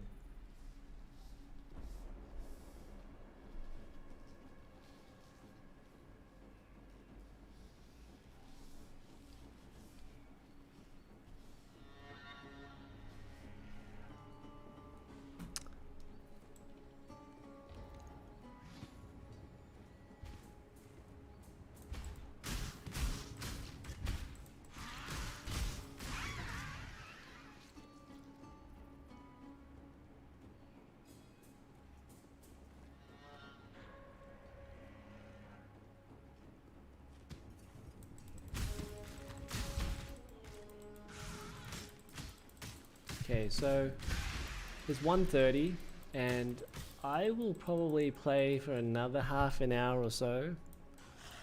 Then I need to get some lunch. And then I'll have, oh crap, yes, I have a work meeting after this. So I probably only should play for another half an hour. I have a work meeting in about an hour. So if you have any questions, I know there's only 3 people watching, but if you have any questions, make sure to ask me in the next half an hour or so, because after that I will be going.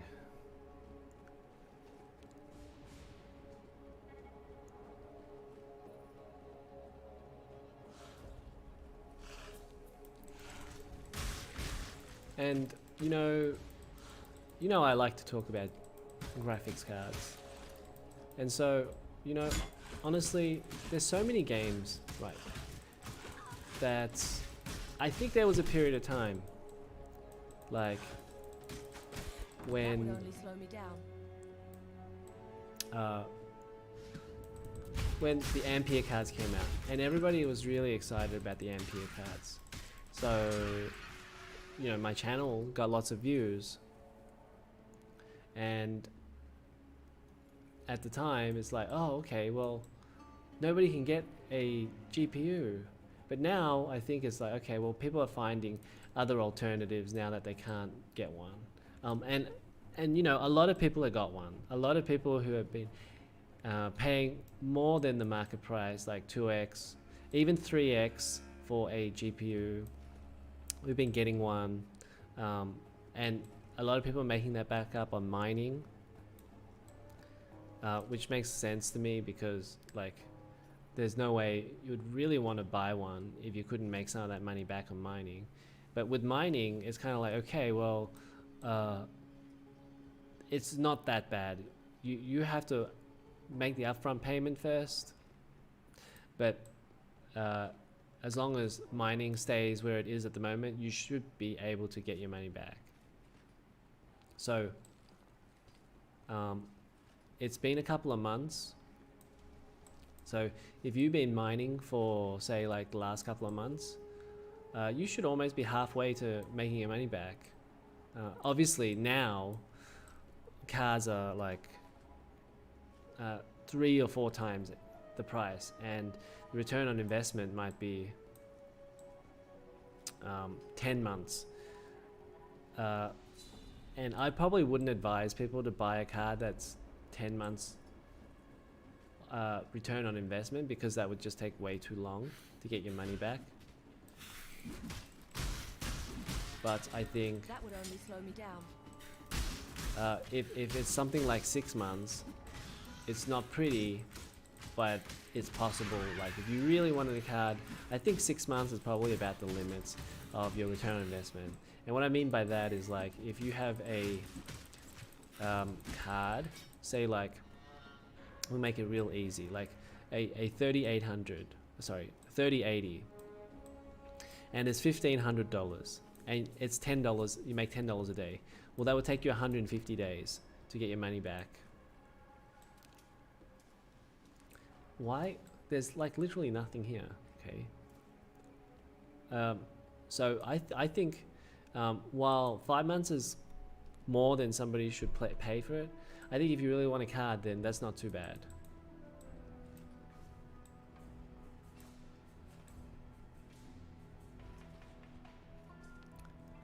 So I think a lot of people are doing that, like just going to buy a card and then going to mine with it, begrudgingly paying the $1,500 or whatever it is for the 3080.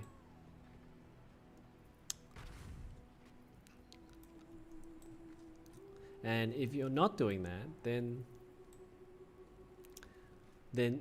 if you have to go without a card, then maybe you have found other alternatives. Say, for example,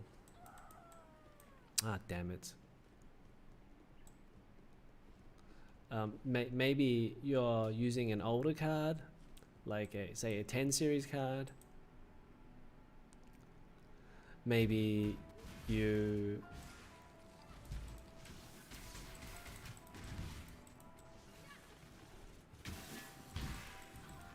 Wow. Oh, okay. Am I fighting other people? I think I'm fighting other people now. Oh, I'm gonna die. This is the arena. Okay. It's like P versus P. Yeah, so I don't really want to be here. I want to be P versus E. Because I think I'm just gonna get mauled.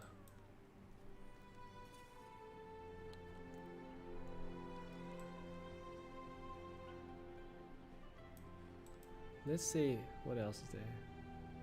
The slums. Well, I was just there. I need to go back there again.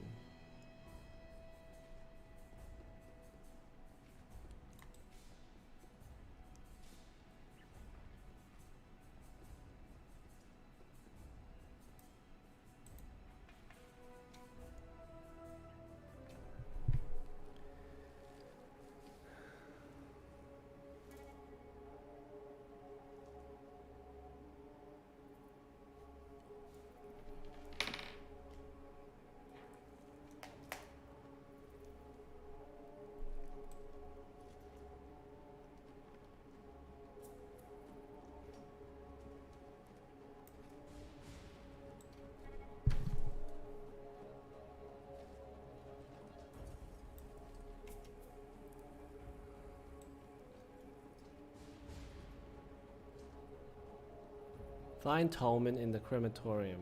Okay. Yeah, we gotta get to that book.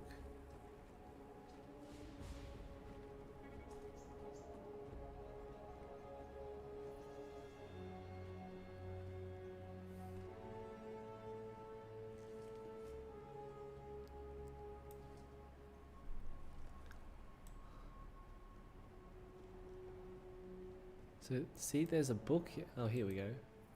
The Monkey King has built his throne. The Monkey King has built his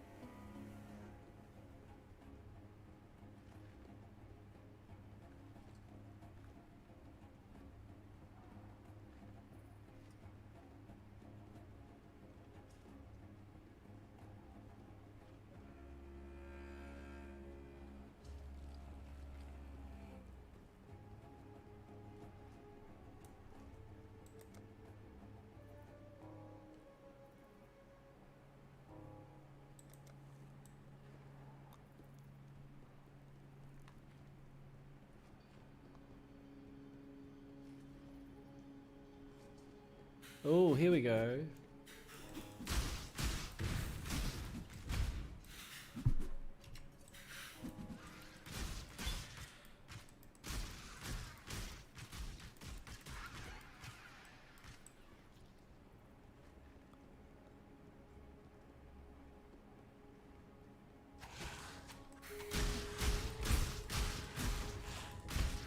That would only slow me down.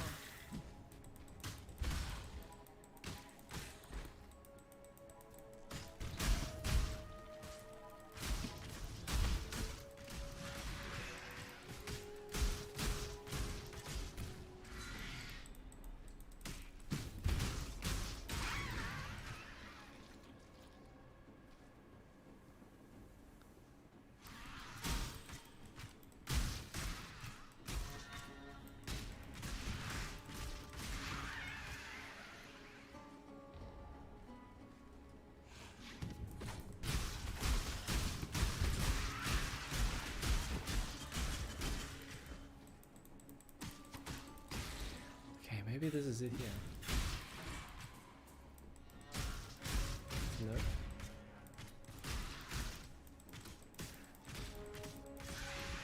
That would only slow me down.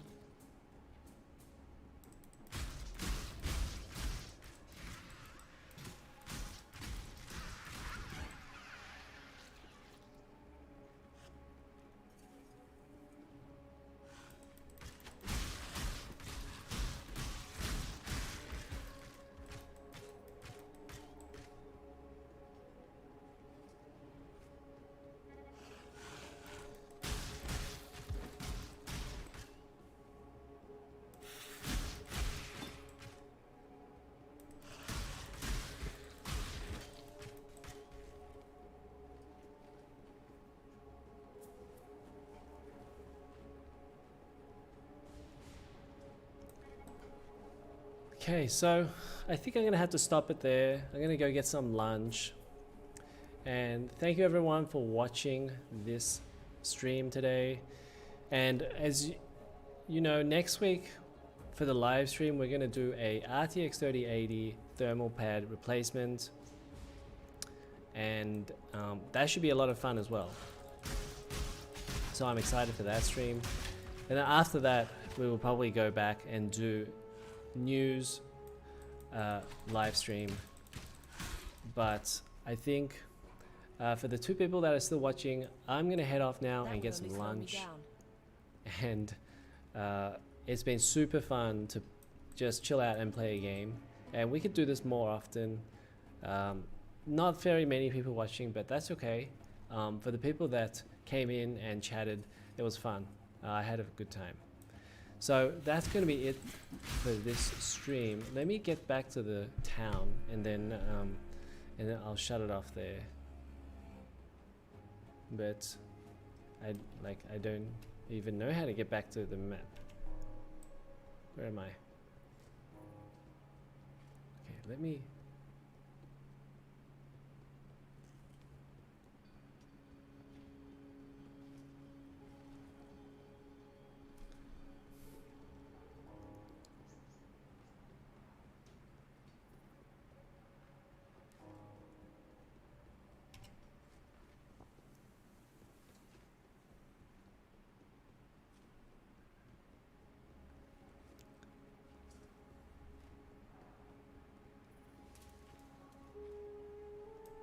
Here we go.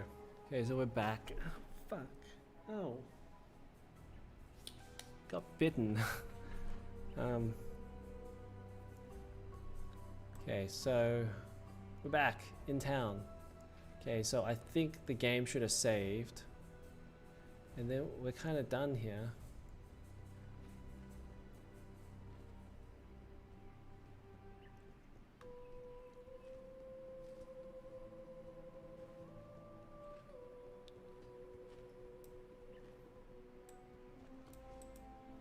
I think we should be good here. How do I get out of this game?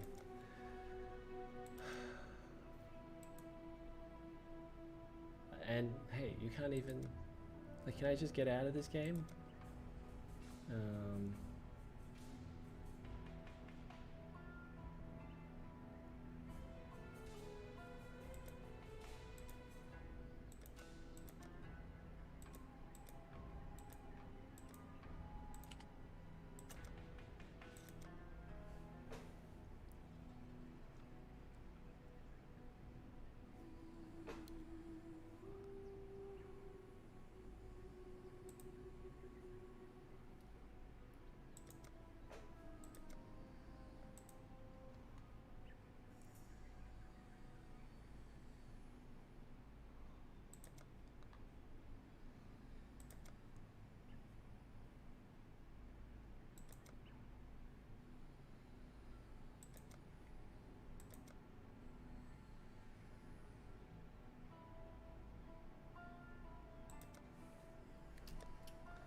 My gosh. Escape. Okay. Exit path of exile. Okay, let's do that. Alright. Okay, so that's going to be it for this one. Thank you for watching the stream. And as always, remember, if you like this video, if you like this live stream, you like what I do, make sure to subscribe if you haven't already done so. And I will see you guys next time.